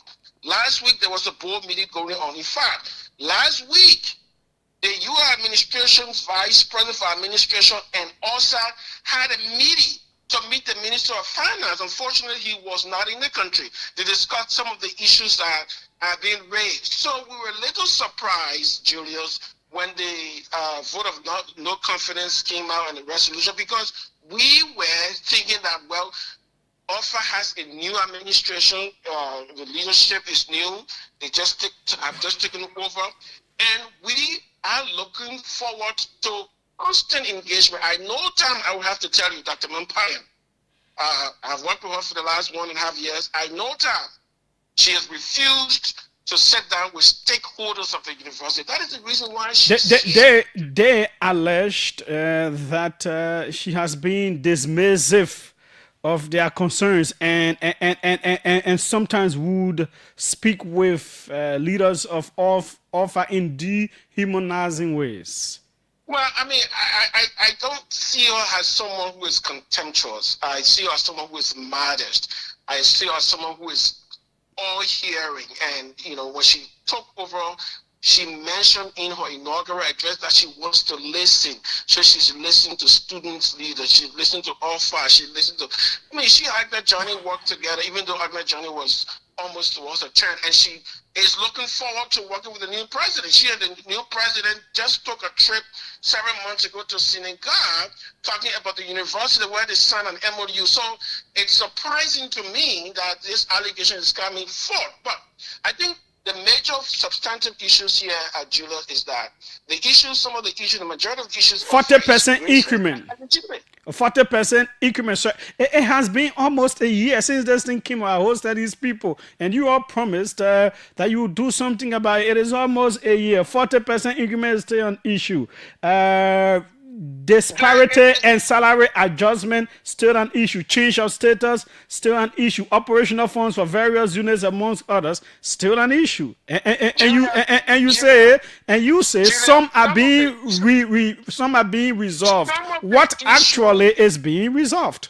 Listen, some of the issues like the 40%, we need to sit down with the Ministry of Finance and Development Planning that has the fiduciary responsibility over our finances, right, as a university, to tell us, because our information is that some of these retroactive payments have been made. Now, we need an updated report on some of these issues. So right now, the president has said that she's going to convene a meeting with the Ministry of Finance and other stakeholders. The board is being briefed right now as I speak to you on what how long will it take, because it is almost a year since these things came up again last year. But these are growing concerns. You know, we have over 2,000 staff and faculty, Julius. Some of the people who go for studies, they come back, there need to be adjustments. You know, the government also has challenge with revenue, a revenue envelope. So our approach in administration is, look, Eric, Dukley, the leadership, we are all in the same boat, right? You know, however, when you disengage, especially at a critical time where we are at the end of the semester, Julius, grades are supposed to be submitted. We're supposed to be talking about resuming classes in the next several weeks. We're supposed to be talking about graduation in December. There are risks and vulnerabilities to some of these decisions. And so we have to constantly engage. Okay, is it going to take another year? Because 1 year is going. I can guarantee you one thing. Eric is a student that does not want to sit down. Eric loves to teach. Dukley loves to teach. No, I mean the resolution of these issues. The issues that are being highlighted. Almost 1 year is passing, and it appears that nothing substantive has been achieved. So I'm asking, is it going to take another year to have them substantively addressed? I wouldn't approximate a period of year. What I know that is that certainly the stakeholders of the university, the visitor, the board chair, the president, you know, the entire government, in the Ministry of Finance, you know, these are individuals who want the university to open, you know, and it's not in our best interest for the university to remain closed. And so the way we do this is to form a committee, as we have done in the past, to look at these issues and discuss them. We have to discuss this issue. The issue of retirement is very important. You know, we need to retire people who have served this university. So we need to sit down with NASCA. We need to sit down with the government. So the point I'm trying to make is that we are not opposed to what OFA and OSI do. We are in the same. Our disagreement is how to do it. We say, listen, you can still remain academically and administratively engaged while we discuss this issue. When you disengage, then we get a setback, automatically get a setback, you know, because students will not get the grades. Okay. So our approach is we're calling on our colleagues, let us sit around the table. The University of Liberia is a going concern. We, as the custodians, we are equally committed. The president, Dr. Mampaya, wants faculty and staff to have an enabling working environment. There are challenges, and I have to tell you, Julius, you know these challenges are perennial. They predate the ascendancy of Dr. Vampire. Well, this is why she and you all came in to make a change. But let me ask about some infrastructural issues.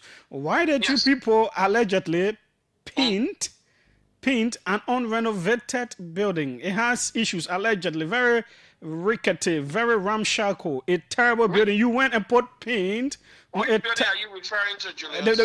The one on the main campus here that was recently painted. The what? The GT building. Why did you paint an unrenovated building? Which, I mean, when you say an unrenovated building, I mean, what are you talking They about? said GT building was not renovated, but it is leaking, it is rickety, it is ramshackle, it's a death trap, but you allegedly painted that just to make it appear beautiful on the outside. It is like painting a grave with deadly skeletons in. Listen, Julius, listen.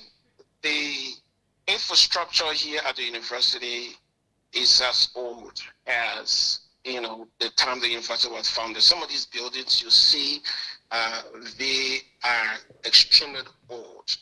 And so we have submitted a comprehensive infrastructure plan to the government that includes addressing some of these buildings, including building new buildings at Fender. The government has approved a certain amount, around $6 million, right? That process of assessing that $6 million has to go through the government's processes of procurement, etc., right? So even though the government gave us $6 million, it's not here. If it were here, we would solve it. So we are working with the procurement group. We are working with all the stakeholders to get the money to carry on this. Look, we're not interested in just painting the building. I can tell you, we don't want to paint building. We want to fix those buildings. It was painted. We saw the pictures on social media. It was painted.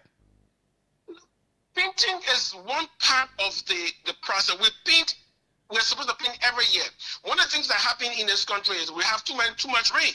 No, we get that, but but it is surprising that the building has all of these issues, but you went ahead to paint it without renovating.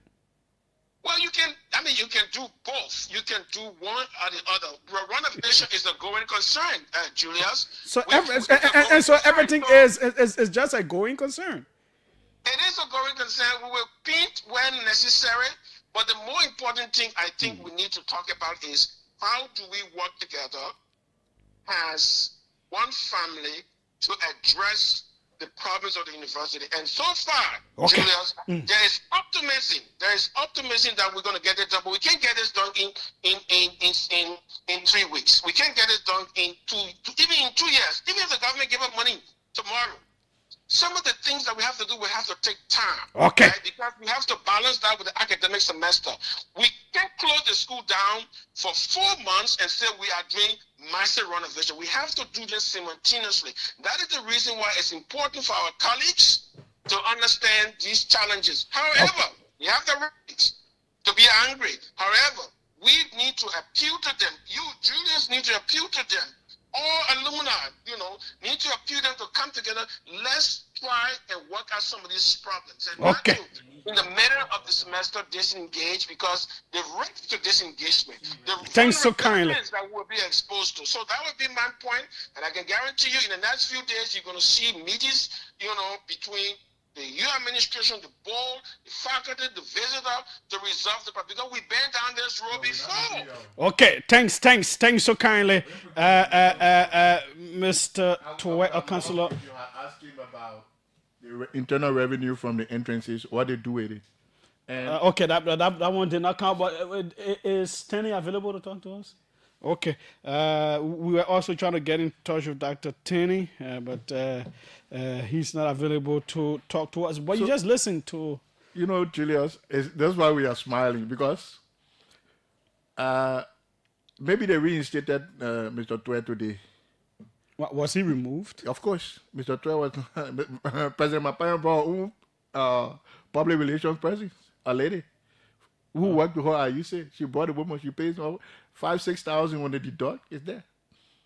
While we're talking about the issue of our college change of status, she said no money. She employs people and gives them exorbitant salary, create positions. But he is the vice president for... My dear brother Julius. For UL relations. Is that person the vice president? Maybe the person she just decided that she doesn't need a vice president for UL relations. Long time ago. She decided she doesn't need a vice president for institutional development. Long time ago.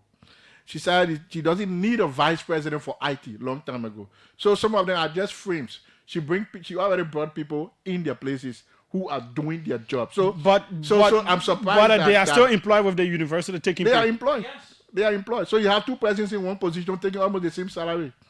She creates positions. For example, recently She created external relation to be lobbying between government institutions and university.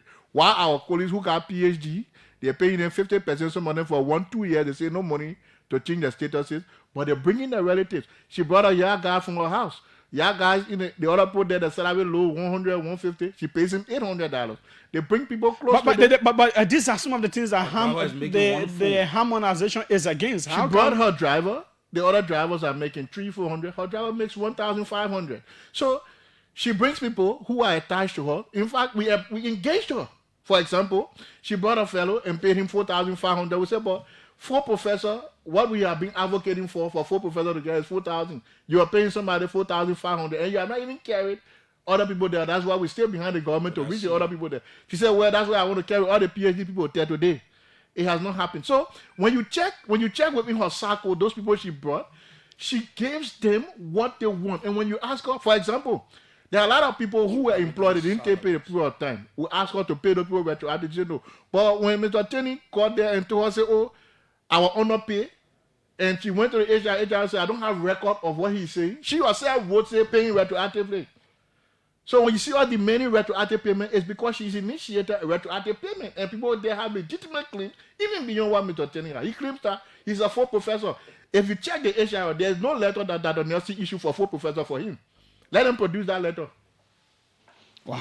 So I don't know if my next guest is already here. Please check out there. Julius, the OSA he spoke about, the laws in this country says anything above 500,000 is international competitive bidding. A fellow went with her at USAID. They gave him a $670,000 United States contract without PPCC.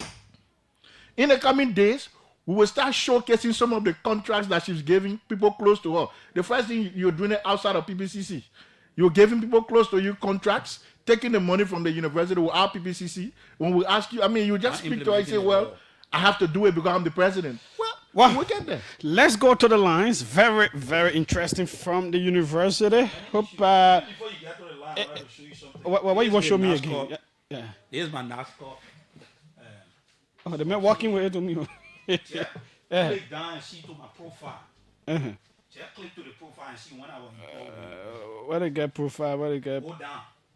Okay, where they have profile. Okay. Yeah. Date registered November 21, 2016. Go to the homepage and see how much I contributed since my employment. Since your employment 2016, go back to whom. This is session expire. You know these things are time based. Yeah, but you can just say it. Huh? From since 2016. Only 2 payment. Only 2. After me, not even registered. You are not even registered. You're not there. So there's not even record of my own payment. Wow. Okay. Let's take some calls. 777-700-995. 555-995-995. We. Look down there, you will see how many months I contributed since 2016. The total amount here for you, I won't for the 8 at all. Yeah, go down, you will see them how many months there. 3. Vested months, 3. Thank you very much. So they tell you from that the only money they will give you. 777-700-995.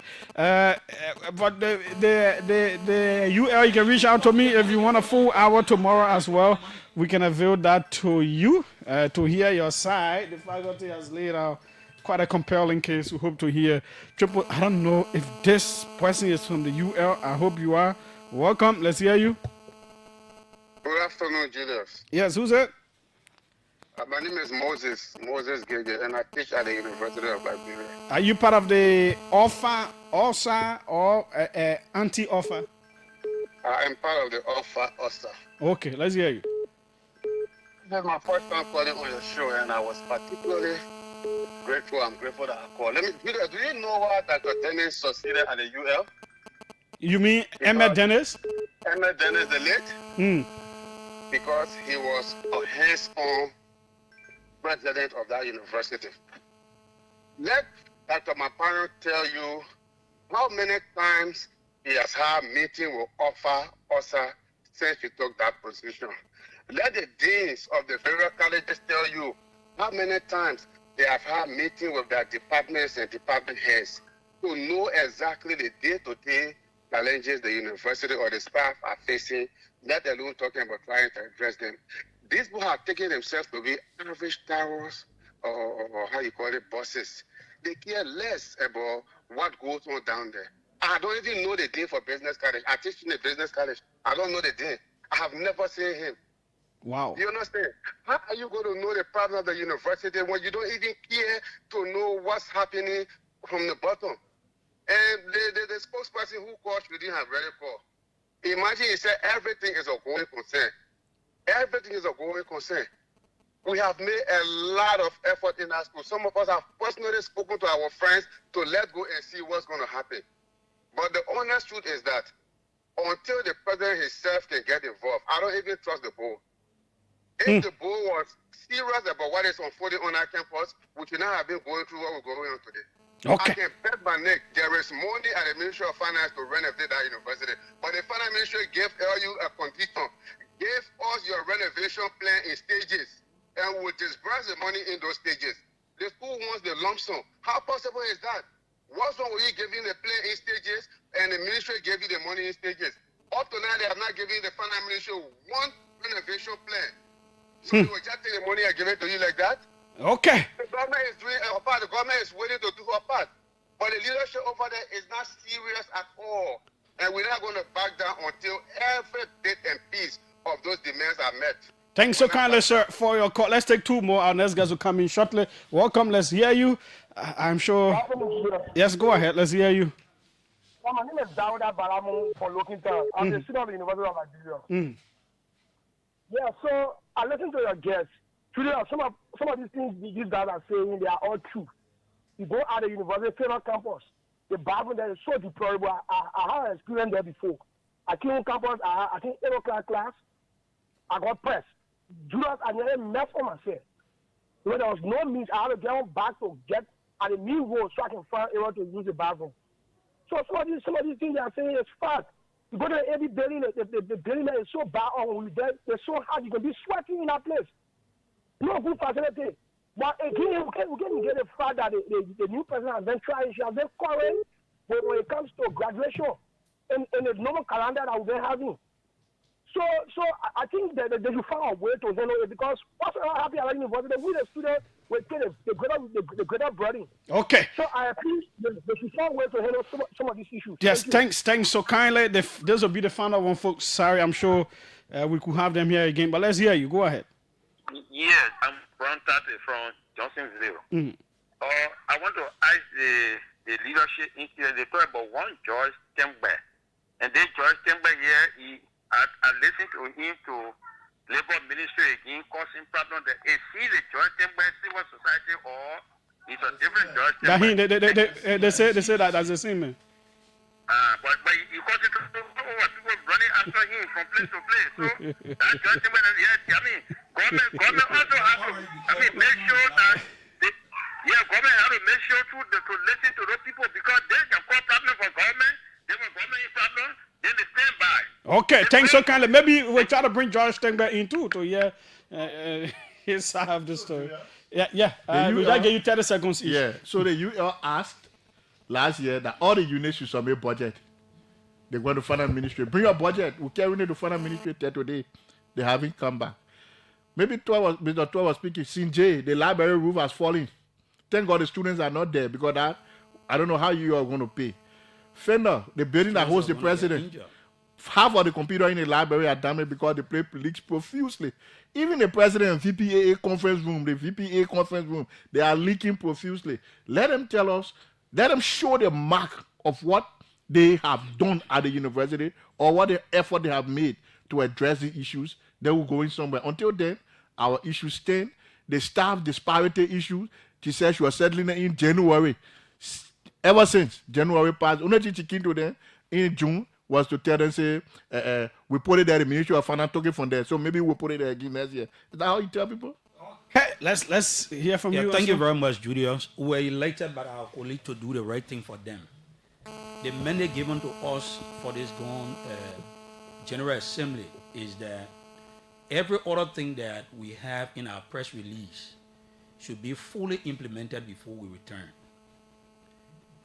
If the president of the Republic of Liberia listening to us, the president should take a decisive action against the administration at the University of Liberia. Even do an audit. Specifically of on the internal those that we are resources. listed, that we say we do not want, and then we'll be going somewhere. Okay. But we'll make sure we implement the mandate our colleagues are giving us, and we'll make sure that we see the full implementation before we return to They will increase the class. staff salary. They will Thanks pay so kindly, gentlemen. That's how we go this break. Next up, AB Kroma will be here. A big discussion is also ahead. This break.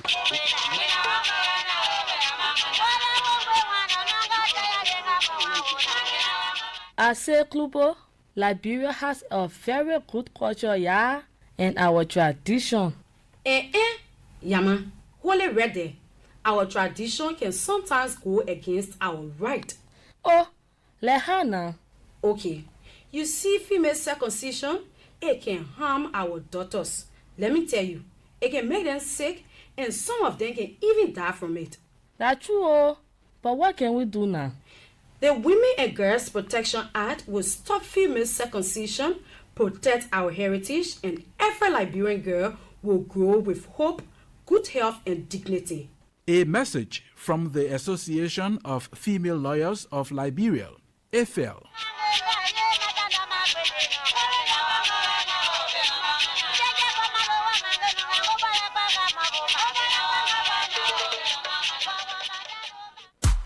LEC, yeah, LEC. Good morning, Mahawa. Thank God you're working with LEC and you are here. Mahawa, I get a big problem, yeah.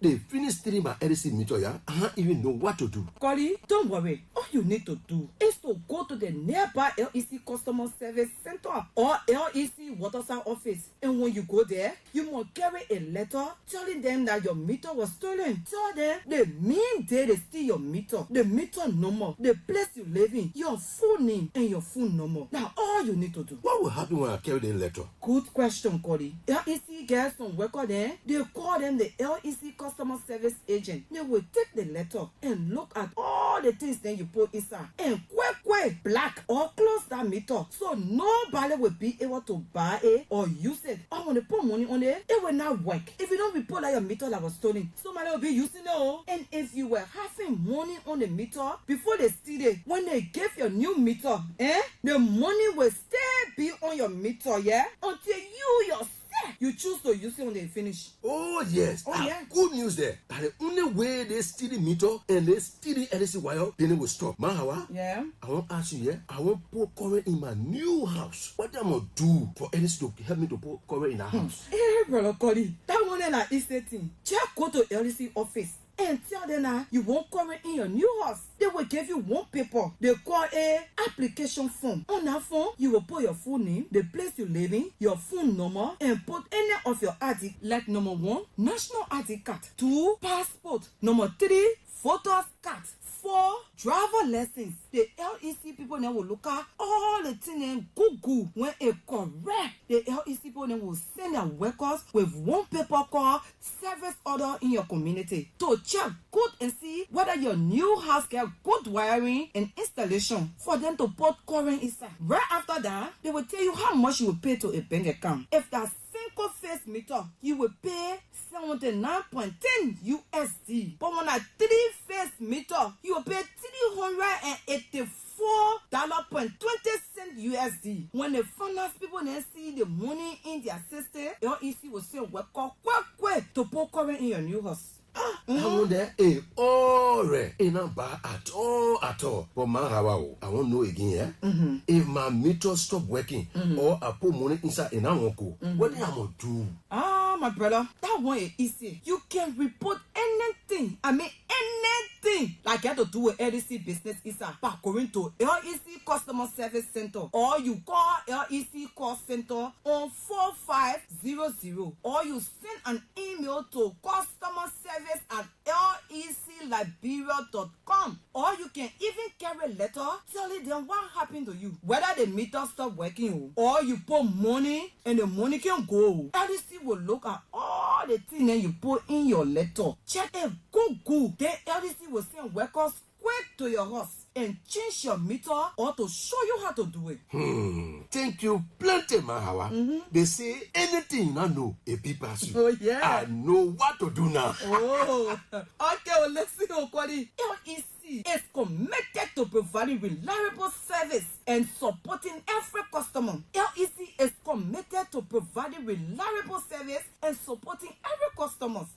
Report problems promptly and follow the proper procedure for faster assistance. Liberia Electricity Corporation, powering Liberia, serving you better. A message from the Liberia Electricity Corporation, LEC.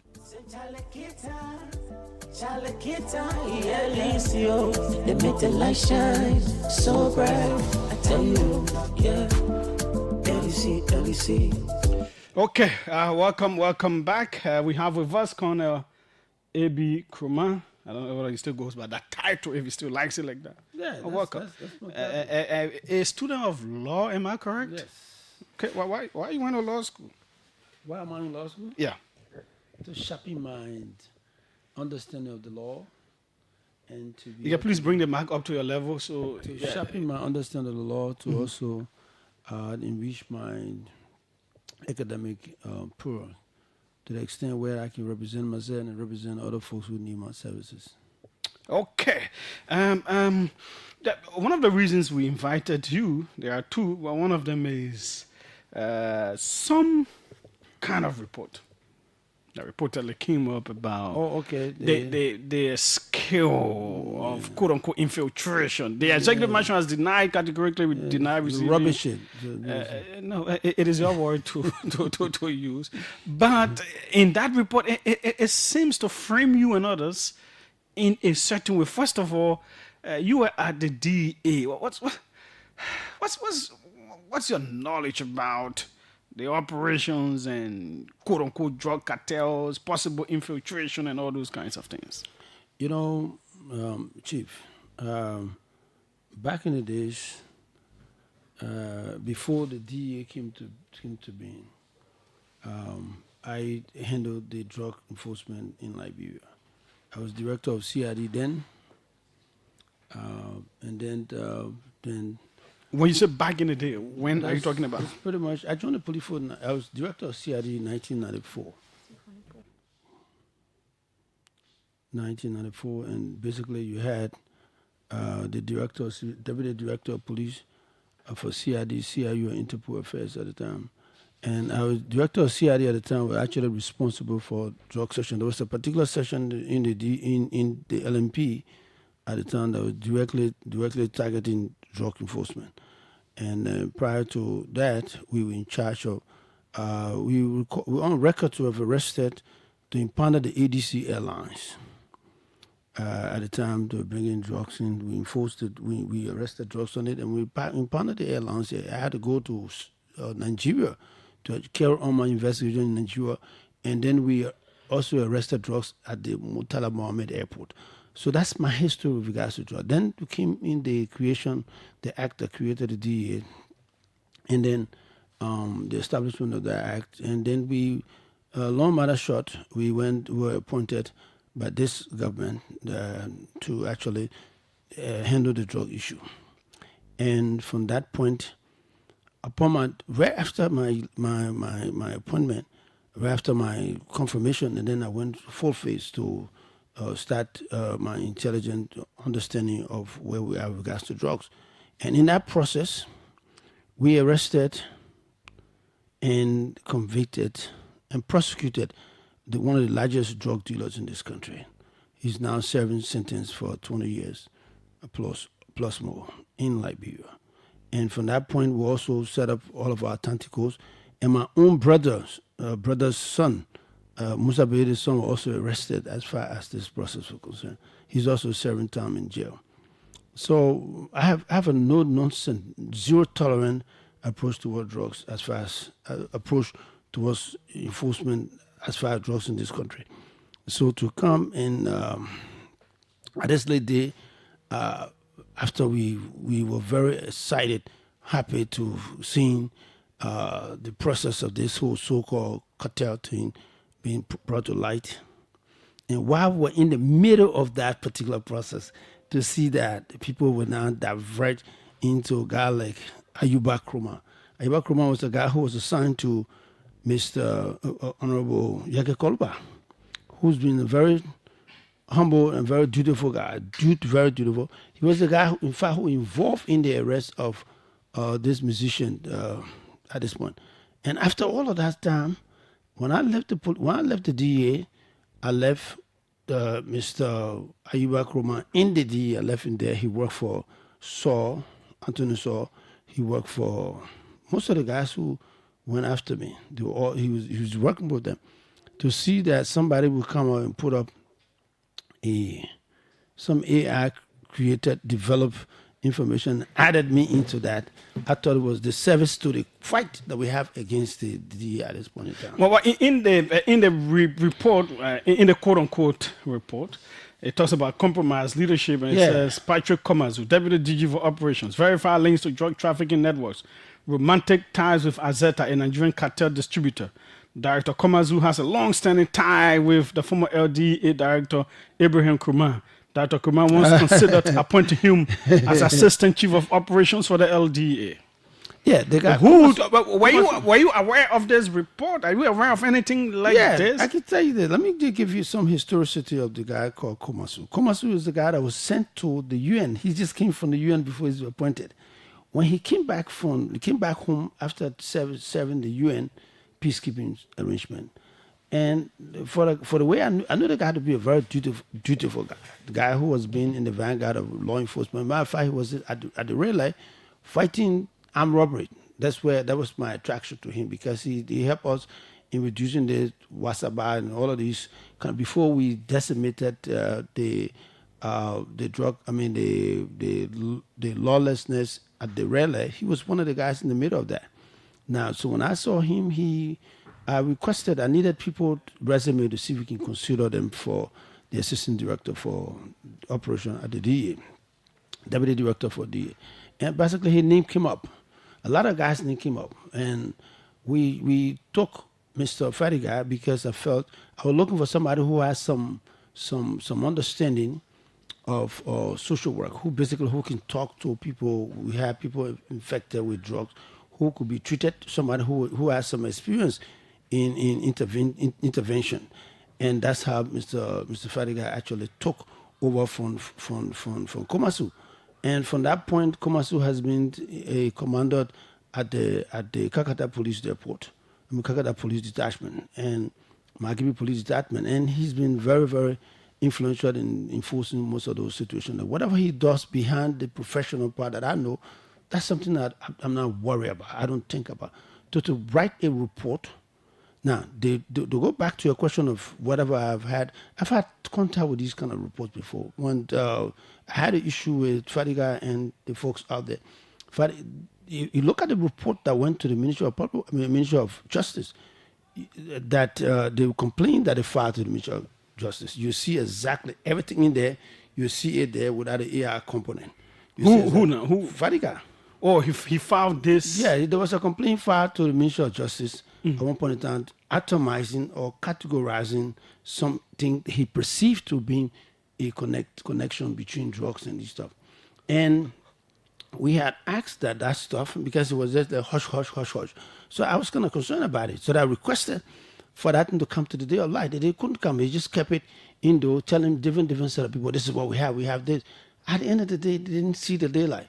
So when they start to go public, your station will see copy of that particular report. If you took that report for what it is now, and then look at the report that was sent to you guys after they spread that report out to everybody, you'll see exactly identical stuff.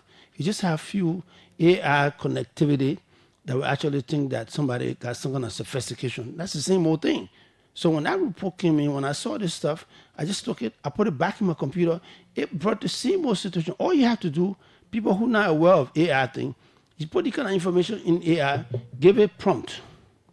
When you give it prompt, tell the AI prompt, say, look, please put, based upon the information that you put up, please put this person in the middle of it, do the connection as it is. AI will give you the connection. And that's exactly what we saw. So I said, and I was categorical about it, I said, this was something that I've seen before, And I was disappointed with my man Rodney C. and this guy, Waterspoon, for actually lifting something that was kept in the dark, that didn't see the light of day, and somebody would come and put that just to malign somebody. I was very impressed that you guys had this investigative knowledge about this whole drugs thing, because I want to get to the bottom of it. I spent my time fighting drugs in this country, and I put a lot at risk to actually get to the bottom of things, and that's how I put everything aside to get Mr. Japan behind bars today. That's how I got my own nephew behind bars. So to see that we were having a connection to something called how do you call it, cartel, I was flabbergasted. Do you think, as the report notes, so who do you think authored this report that was intended for the president? President, nothing was sent to the president. This was, I told you, it was Fadiga. It was my beginning Fadiga did this intentionally or subconsciously, try to put up something just to rub something off. I think apparently when he got needed to include somebody in this picture, he just threw A.B. Krumah there, because A.B. Krumah had just been appointed as head of the task force, somebody who actually committed himself to fighting crime in this country. And so let's put a mud on him. Let's get him dirty a little bit. He can't be that sweetly clean. He's gone through these processes. I spent all my life in law enforcement. That's what I've done. And my records are cleared. You know my record. So to come and say they have all of these drug situations going on, man, this guy is kept aloof and he's above the fray. Let's see if we can get him. Let's get that report, put a little prompt on it, and send it out. I was pissed with Rodney about it. Up to now, I've not gotten any call back from Rodney to see what was the basis of that particular report. I've called Mr. Waterspoon. I've told him my mind. He also expressed something to me that I hold dear, and I don't intend to vocalize that today. But the bottom line is, it was just a get. Do you think Liberia risks turning into a narco state, given the state of affairs? I will hope that the action that's been taken now against guys who have been arrested and more persons to be arrested, I will hope that can serve as a catalyst to actually address the issue of drugs in our country. I thought what we did with the Japan case, where Japan went to jail, I thought that would serve as a deterrent for the would-be drug peddler. And apparently we didn't take much stand on it. We didn't look at the pros and cons of it much. So that I think at this point, since we've gotten $19 million passing through the number, this was not the first one, this is the second one, third one. The fact that these things happen, I would think, honestly, as a law enforcement practitioner, somebody who's teaching criminal justice, I would think the deterrent principle will be applied to this process so that we can stop this process. Yes, the risks, the possibility will be there, but we've not reached that far yet. I think we can do better than what we've done right now. What is required? It required commitment. It required the participation of all of us. All of us will have to now go see something, say something, and let's make sure we get this country back and forth. As far as drugs are concerned, we cannot completely eradicate it, but we can stop these kind of foolishness that goes around. People. Do you think at the highest level, whether it's insecurity in executive, in legislature, there are a quote-unquote cartel involvement of powerful people in government? You have been around. Listen, what have you been hearing? I've not heard cartel involvement with government at a higher level. No. I mean, it's something that, look, to fight drugs in America to fight drugs in Liberia, you look at America. America is one of the most prolific, one of the most drug pushing country you can find in the world. The DEA, the great DEA of America, still fighting drugs. Matter of fact, the president of America had given order to the folks to shoot folks on water without the due process, getting them, arresting them, giving them the right rim around the right, shot them in the water. That's how far the American government have gone to get into the hem of these things. We have, so you can't say because it's so widespread in America. So that means Trump and the rest of the guys who in the DEA are part and parcel. Though the drug dealers are very crafted. They've come in, they pretend to be going into the governing structure and see if we can have. I'm not saying that they don't have the ability to talk to undermen, talk to guys who are within the governing arrangement. Yeah, those possibilities are there. But for it to be part of a government operation, that's nonsense. It doesn't make sense to me. You can't run a legitimate government and have narco folks moving around. Now, what we did not do, what we have to do, what I can say to government at this point, is to invest enough money in government, into the DEA, so as to empower the DEA with enough intelligent information. Machinery, the folks at the DEA, at the RIA, they have to be, the technological advancement have to be employed at the RIA. And then at the Freeport of Monrovia, before any goods is coming out of the Freeport of Monrovia, whether it's these fish people, whether it's these coal fish and other things, those things must go through scrutiny before they are out of the port.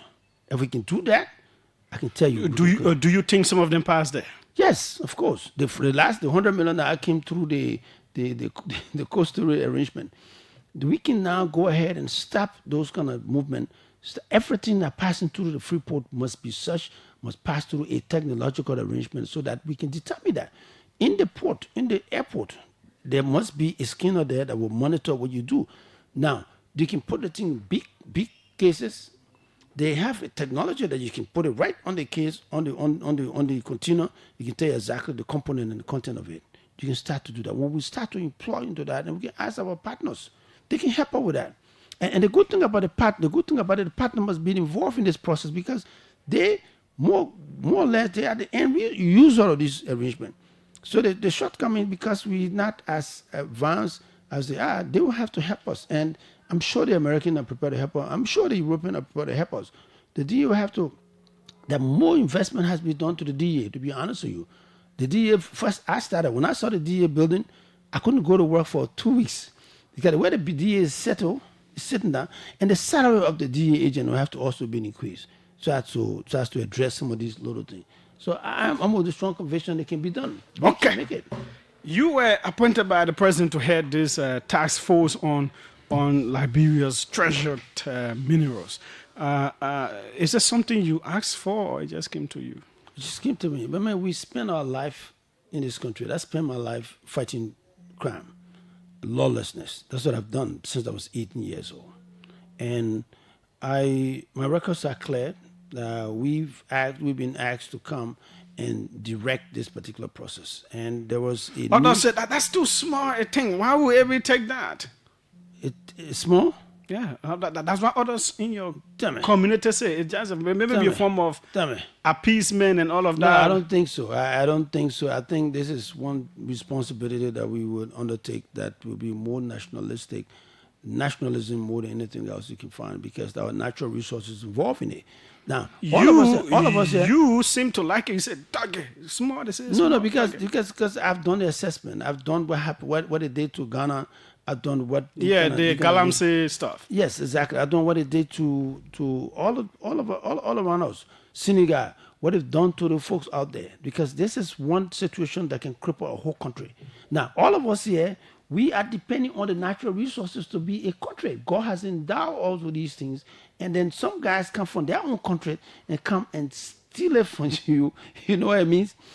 All of the crime I've fought in my life, this is one crime that I'm prepared to do to the best of my ability, because it has to do with my country. It has to do with people that are depending on these things. And without this, without taking the fight to the people, we will be letting our country down. And I don't intend to be part of that process. And have you started work already? Yes, it's said effective immediately. I've been out of work. We're almost going to a month now in this job. What we've done, we try to settle down our offices, and then we also now send out intelligent officers to look at all the hot areas. I've gotten intelligence of all the hot areas in the country. Guys who are carrying on environmental degradation, we're going to do that. It's not just only just the mineral that they're stealing from us. What they're doing, they're polluting our waters. And they're putting mercury and cyanide into our waters, or kidney problem, all of these things that you find in the interior. The folks, this is what some of the folks in the interior depend on these creeks, on these things to drink water. They take this thing into that system. They kill the fish in the place there, and they eat it. It's like a clear and present danger of a society that we have. And for what is in me, what I've learned in my life, everything. One of the reasons why I decided to come to Liberia, I was on my way to the UN when I left grad school. What got me here is to be able to be part of a solution of my country, and I got a task to do. It might not be one of those flamboyant stuff. I've had position. I became chief of staff of the AFL. I became deputy commissioner of maritime. I became director of CID, deputy inspector general of police for operation. I've had my time to serve at those kind of influential position that you think about. That what my community member would think is less. Now, that's not the history. That's not the story I'm getting from my community. They're telling me, praying for me to do best for the country, by the country, so that our country can be served. And this is a clearing call that I got. And that's this is also, quote unquote, a deep cartel that operates in these areas. We've heard allegations of official involvement, lawmakers, and all those kinds of things. The possibility of bribes coming your way to close your eyes on certain things. All of those things are involved. How strong, how morally upright, what level of integrity does the committee have to resist these kinds of insidious temptations? Well, we are morally strong, I can tell you that clearly. The ethical empowerment that we gathered from the group of guys that were appointed by the president. Gold is like fresh US, gold diamonds. Yeah. Those are things that are like fresh USD. You go to carry out some operations and they give you a whole jar of gold, AB. What will you do?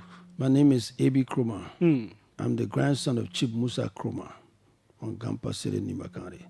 There's no way that I can move my money at this point. If I were broke, when I decided to join the police force, my grandpa and my dad told me, he said, look, you want to be a policeman? You have a dynasty running here. My uncle was owner of the Moninco Transport Company for Lamco. And we have thousands of acres of land in Nima County. And we got forests, we run forests. So you want to, all of the, I went to Colombia, I was accepted. I went to school in the States, and I was told, oh, go and learn and come and be business manager here. No, I went to John Jay College of Criminal Justice to become a policeman. So integrity has always been my hallmark. So I cannot be subjugated to, I can't stick to the whims and caprices of criminals as far as the issue of money were concerned. Money has never been my problem. Have you started receiving strange calls and strange friendships? Oh yeah. When people go and say they just making friends with you, or they start sending some gifts, my brother, or bringing some gifts your way. No, they start making friends. First, what they do, they come, man. No, I know you good man. You be my friend. Just want to be your friend. Oh yeah, be my friend. You were living wherever you're living. You don't know me. You won't be my friend this lady. That's fine. Come and be my friend. But I tell you this. And I want you to send a reporter with me when I'm in those areas. Yeah, well, once you're ready, we'll send a reporter. Please, send a reporter with me. I want the video clips because when I start to cuff people, when I start to pop people machine, I let the world to know. Because this is for me a personal responsibility, personal. And all of the guys that are with me in the task force, this is something personal. This has to do with our country. I can't go to millions of dollars living. I can't go. I'm telling you, Chief. I just want this thing to establish. Once we move in there, we'll ask for technological arrangement for the airport and for the very porous border that we have. We want to be able to develop this. It will take about a year to actually establish a systematic approach to the stoppage of this carnage of our country. The deep provision. If you've seen the report that I've seen, if you've seen the report, the manner in which these guys are messing our country up with regards to this theft, you will see exactly what. And this is not just this government. It's been previous government that these guys were now open to it. The fact that we are open now, and I want to extend heartfelt appreciation to this president, to this government, for having a far-sighted arrangement to actually establish a task force to oversee this process. Because leaving to these statutory responsibilities, government, these various agencies that are responsible for these things, they just do a particular thing and they come the next day, the regular thing to do. But our responsibility is to arrest, prosecute these folks who are doing this. If you're a government official and you're part of it, I will arrest you. And the thing about it, I don't report to no minister, I report to the president's office. So it's not that direct. It's not that you say, oh no, the man, no, you don't. the mansion, the president's office is where I report. So you watch out and see what that means. That the guys that I have, these are guys who have been in the circle of governance. So we're not perturbed, we're not moved by any of these little situations where people say, so money, when it comes to that stuff, you talk about money, somebody come bribe me? Really? If I was accepting bribe, Japan would not be in jail. If I was accepting bribe, I would have gotten enough situation. And so the whole cartel bullshit, I don't take the whole thing lightly. I have a responsibility. And where I come from, we don't. And besides that, I'm an Haji. I just came from Mecca. There's no way. Okay, you want to Mecca? Yeah, I'm in Mecca. There's no way I'll be subservient to pettiness when it comes to little money. And with the gold, dealing in gold in my own arrangement, it's forbidden to steal and steal. Because when you're taking money from folks who are stealing, you are aiding and abetting these folks. So we don't subscribe ourselves to it. And I can tell you, we will not be moved by the folks that will be told. How will you react in situations where you're carrying out operations with the full blessings of the president? Certain people are touched. They start getting calls from powerful people. My grandma was it. You start getting even possibly from people around the presidency. Whoa! How will you? What will your team do with those kinds of things? You'll be arrested for attempting to bribing peace officer. No, I mean, where you get called from one minister or someone close to the president, it be leader person, but you know that. You know the funny part, everybody around the president knows exactly what the president think about the particular process. You know, I've seen the president react before, but when I met with him two times already, the way the coverage, the way he speaks about this stuff, it gave me a different understanding of actually what he think about Liberia as far as the situation is concerned. So I don't think anybody around the president will actually put that position to risk to come and call me to stand down. But I will not stand down because you know very well you're not in the interest of the president when you do that. Number one. Number two, my own moral situation will not allow you to do that. You not look at me. By now everybody knows exactly what my understanding is when it comes to enforcement. So you're not staying for me and do these nonsense. Okay. And the guys I have with me, I have four guys who are above reproach when it comes to love for this country, and so they're not gonna be seconded to anything. Okay, his name is A.B. Kroma. We have him right here. He's the head of the Presidential Task Force on Liberia's mineral preservation, and we've been talking about different things. 777-700-995, 555-995, categorically denied the quote-unquote report that was rubbished, squashed by the presidency and all of that. So yeah, welcome. Let's hear you. Thank you very much, Julius. Well, my name is Andrew Wisi and I'm joining from Bannerville. And Julius, you don't know AB. I can recall when we started Capao, serving as the director of Capao, and he was very supportive of us. He was not in serving in government. He was at the time still heading his private security firm. And every night, every criminal will be on the street, interacting with us, continue to encourage us that we will continue to fight against crime in this country. Look, there was a great mistake, but however, that's the decision of the president. AB could have been very strategic for the LDE. And today, I want to say if I have the opportunity to meet the president, I said I want him to reappoint AB back to DE. That was just mere envious and jealousy by some people. Okay. AB out of that place. Yeah, let him deal with our mineral issue. Let other people deal with the drugs. Thank you so kindly. Thank you. Yeah, because of time, I gotta tell other people. I beg you, please. I beg you. The mineral issue, I can vouch for him. It may not be 100%, but I can say 99%. He will deliver our country. Thank you so much. Thank you so kindly. Let's take the birthday, man. I wished him happy birthday. I don't know if we are eating a big fish. Good evening, Julius. On today. Happy birthday to you. Is there a big fish for party? Julius, how are you? I'm fine. Go ahead. Robert Wilson. Yes, sir. Let me say this. Robert Wilson, Deputy Director General for Operation GSA. Let me say good evening to Mr. A.B. Kroma. Julius, let me be factual. Mm-hmm. I have never seen somebody who is security minded and love to be a security man compared to A.B. Kroma.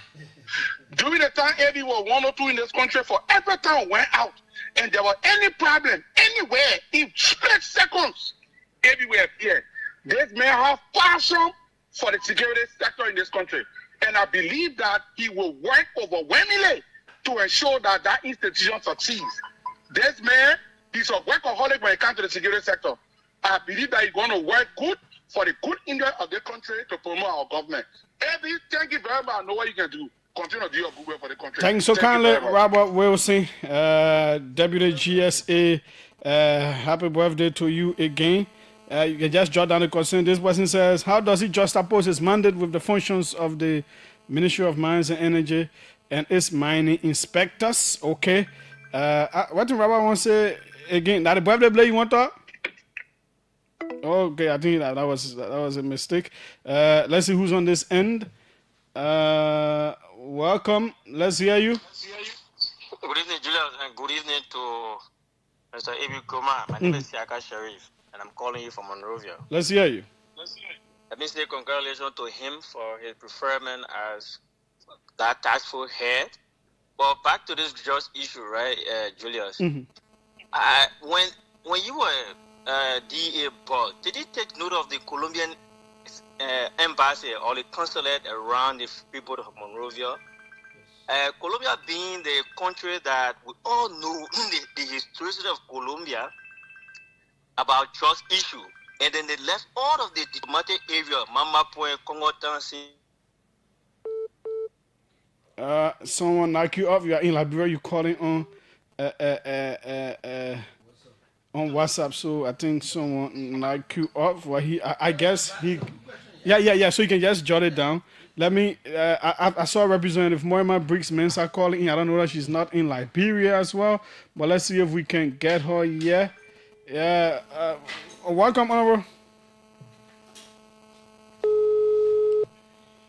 Honorable Mensah.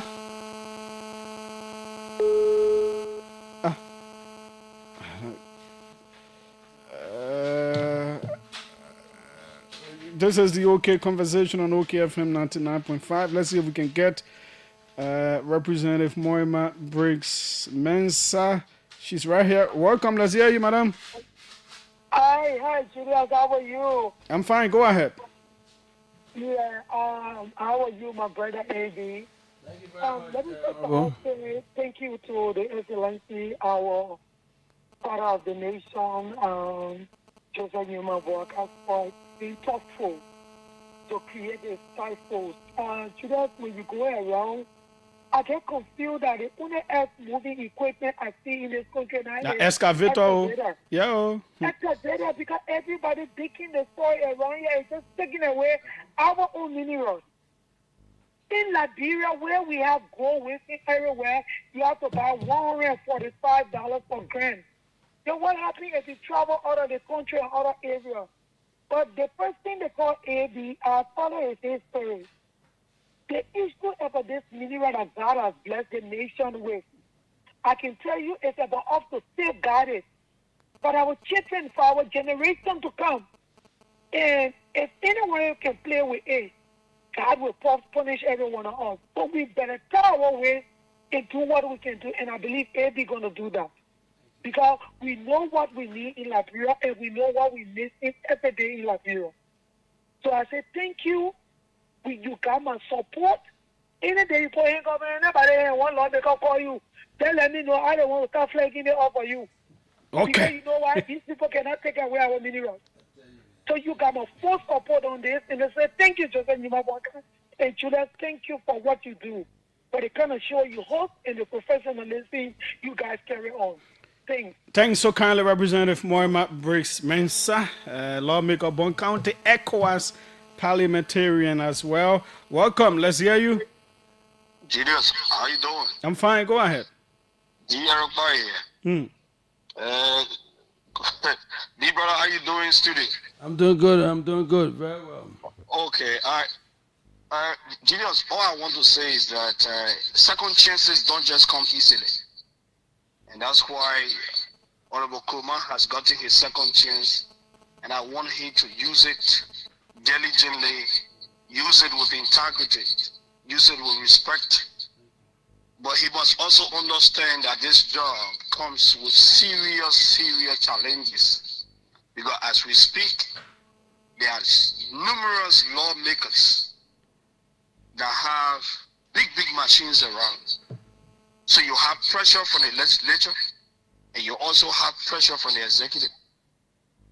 But like you said, the president of this nation has given you that support, has given you that authority. So nobody has influence better than the president. Go and diligently serve your nation. Thank you. Thank you so kindly for your call. Let's see who's right here. This one should be from the U.S. Welcome. Let's hear you. Yeah, Julius, my name is Joel Smith. I'm calling from New Jersey. Go ahead. Yeah, AB, I just want to compliment you on your preferment, and I hope that you will do the right thing. I pray that you will do the right thing for Liberia, because most of all got respect for you, and I know that you will do the right thing. Thank you. Have a good day. Which of the teams, because I in your area they played the final last night. Oh, the man gone. Asking who they really support. Because Argentine took over New Jersey and New York. Yeah. Welcome. Let's hear you. Yeah, Julia, good afternoon. Yeah, what's your name? Where are you calling from? Yeah, I'm Eddie Johnson. I call from Singapore. Eddie Johnson? Yeah, Eddie. Okay, go ahead. Thank you for the discussion. Let me say thanks to Mr. Ebi Kuma. You know, Julia, for me, I know Ebi Kuma well. And the only thing I want from Ebi, from now to December, some of those lawmakers then I got an excavator, because excavator now are the leading yellow machine now. The only yellow machine we see in the country now. Yes, some of those illegal money, it will be closed. If possible issue, come to money and bring it inside. We know what you can do. The same way you brought Japan to justice, you should bring somebody guys into justice. And we trust your ability. Thank you very much. Thanks so kindly as well. Let's see who's right here. Shortly we come back to him. Give him time to respond. Welcome. Let's hear you. Thank you. Thank you for the opportunity. My name is Amara M. Fufana. I phone in from the Somalia draft. I'd like to say to a passionate Liberian, Honorable A.B. Krumah, thank you, and we are happy for hearing your voice. And we want to give bigger thanks to His Excellency for always having that confidence in your ability and your nationality. What we want to say to you, Mr. Krumah, is to go out there. There are some high-risk areas, but again, we will aid you in this process. Patriotic Liberians will recommend, because there are some areas car hardly go there. Oh, yeah. Even motorbike, you got to walk. So, you have to have your eyes or your arms together in all those places. We believe in your ability. Know that, and may the Almighty protect you. Thank you. Thanks so kindly. Let's squeeze in this one. Let's hear you. What's your name? Where are you calling from? This is Idris Belete. Mm-hmm. Thank you for the opportunity. Let me say good evening to the big brother in studio. He's a very hard-working man. I know that to understand the cartel was involved in getting him relief of that post. I know this is going to be challenging, because one way or the other... Because there is another cartel there. No, you have an institution that is set, responsible, and you are going to do that, partly doing their job. So you're bothered with some level of resistance. And besides, as the lawmakers say, most of our lawmakers have machines in the bush. So you encounter a lot of resistance. But I know you are somebody who is forceful, who knows how to do your work, and we have the conviction that you will deliver. Okay. But the best way to serve you was when you have your full authority. It should give it back to you. Thanks so kindly. Thanks so kindly. We come back to him. Yeah. Sorry, folks. The calls are many, but of course, you have, let me see how many minutes. 4 more minutes, sir, just to respond to the concerns. Yeah, well, I start from the last. Anywhere you can start from. Yeah, well, I talked to Idris Belete. Idris, thank you for the commendation, and I want you guys, I would be counting on your prayers and all of your support. because this is, for me, a national responsibility. It's not just one person. But I can tell you, we'll bring to bear all that we've had, all of what we had in building us to ourselves from where we were to this point in time. I can tell you that with the guys I have surrounding me, the four other guys that I have in the task force, I can assure you that we will make sure we get these things done forcefully. And then to my brother Johnson, I can tell you, New Jersey is where my heart has always been. I got part of my education from New Jersey. I lived there all my life when I was in the States, 20 years plus. I lived in that area. And I'm sure there are folks there who actually thinking and praying for me because I'm from that place. I represented that place in EULA board. So I know I owe you guys a lot. We'll do all we can to making sure that we serve this country to the best we can. So we've had our chances, like the fellow said. God would, men would propose and God will actually decide these things at the point in time. When we came to the DEA, we came with the force to actually help, but that was not God's plan. Maybe this is what God actually set up for me. So we'll do the best we can. As you said, my strength is always there. We will do the best professionally to actually get our people to. To my sister, Honorable Mensah, thank for the support, thank for the confidence you repose to me. We will completely do the best we can. This is what we were meant for. We're meant to actually help our country. I can assure you and your colleagues that we'll give you all we can. This president has given us the support that he had. I can assure you that we will do the best we can to actually get to the bottom of all of these things. Our country is dying gradually. Natural resources being taken out through our poorer border. Most of these resources don't come to the port. They don't come to the system. And I can tell you there's another part of this process that we have not looked at. The guys have gone in our country, in the hinterland, and dug up all of the holes. I'll hold them responsible for closing the holes. They will close the holes. This is part of the mineral arrangement. They will close the holes. They will close it. By any means necessary, they will close it. We will get to that part very shortly. We'll start that part in the Moserado area all the way down to the last part of our country as far as going crew are concerned.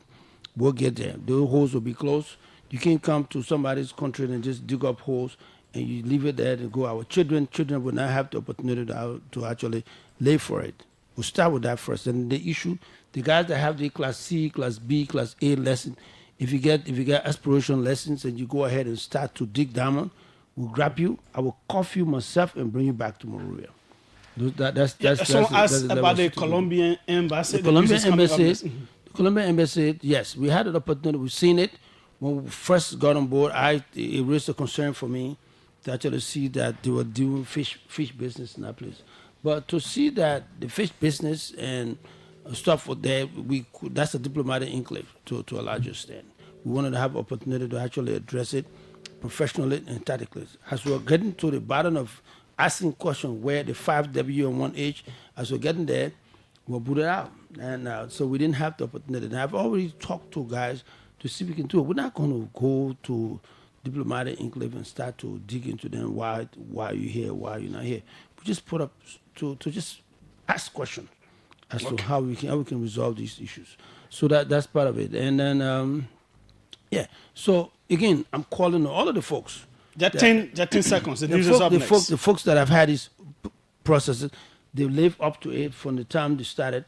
We'll make sure that we reach to the bottom of it. Okay. His name is A.B. Kurma. We say thanks for being here. Tomorrow will be another day. Next up is the news.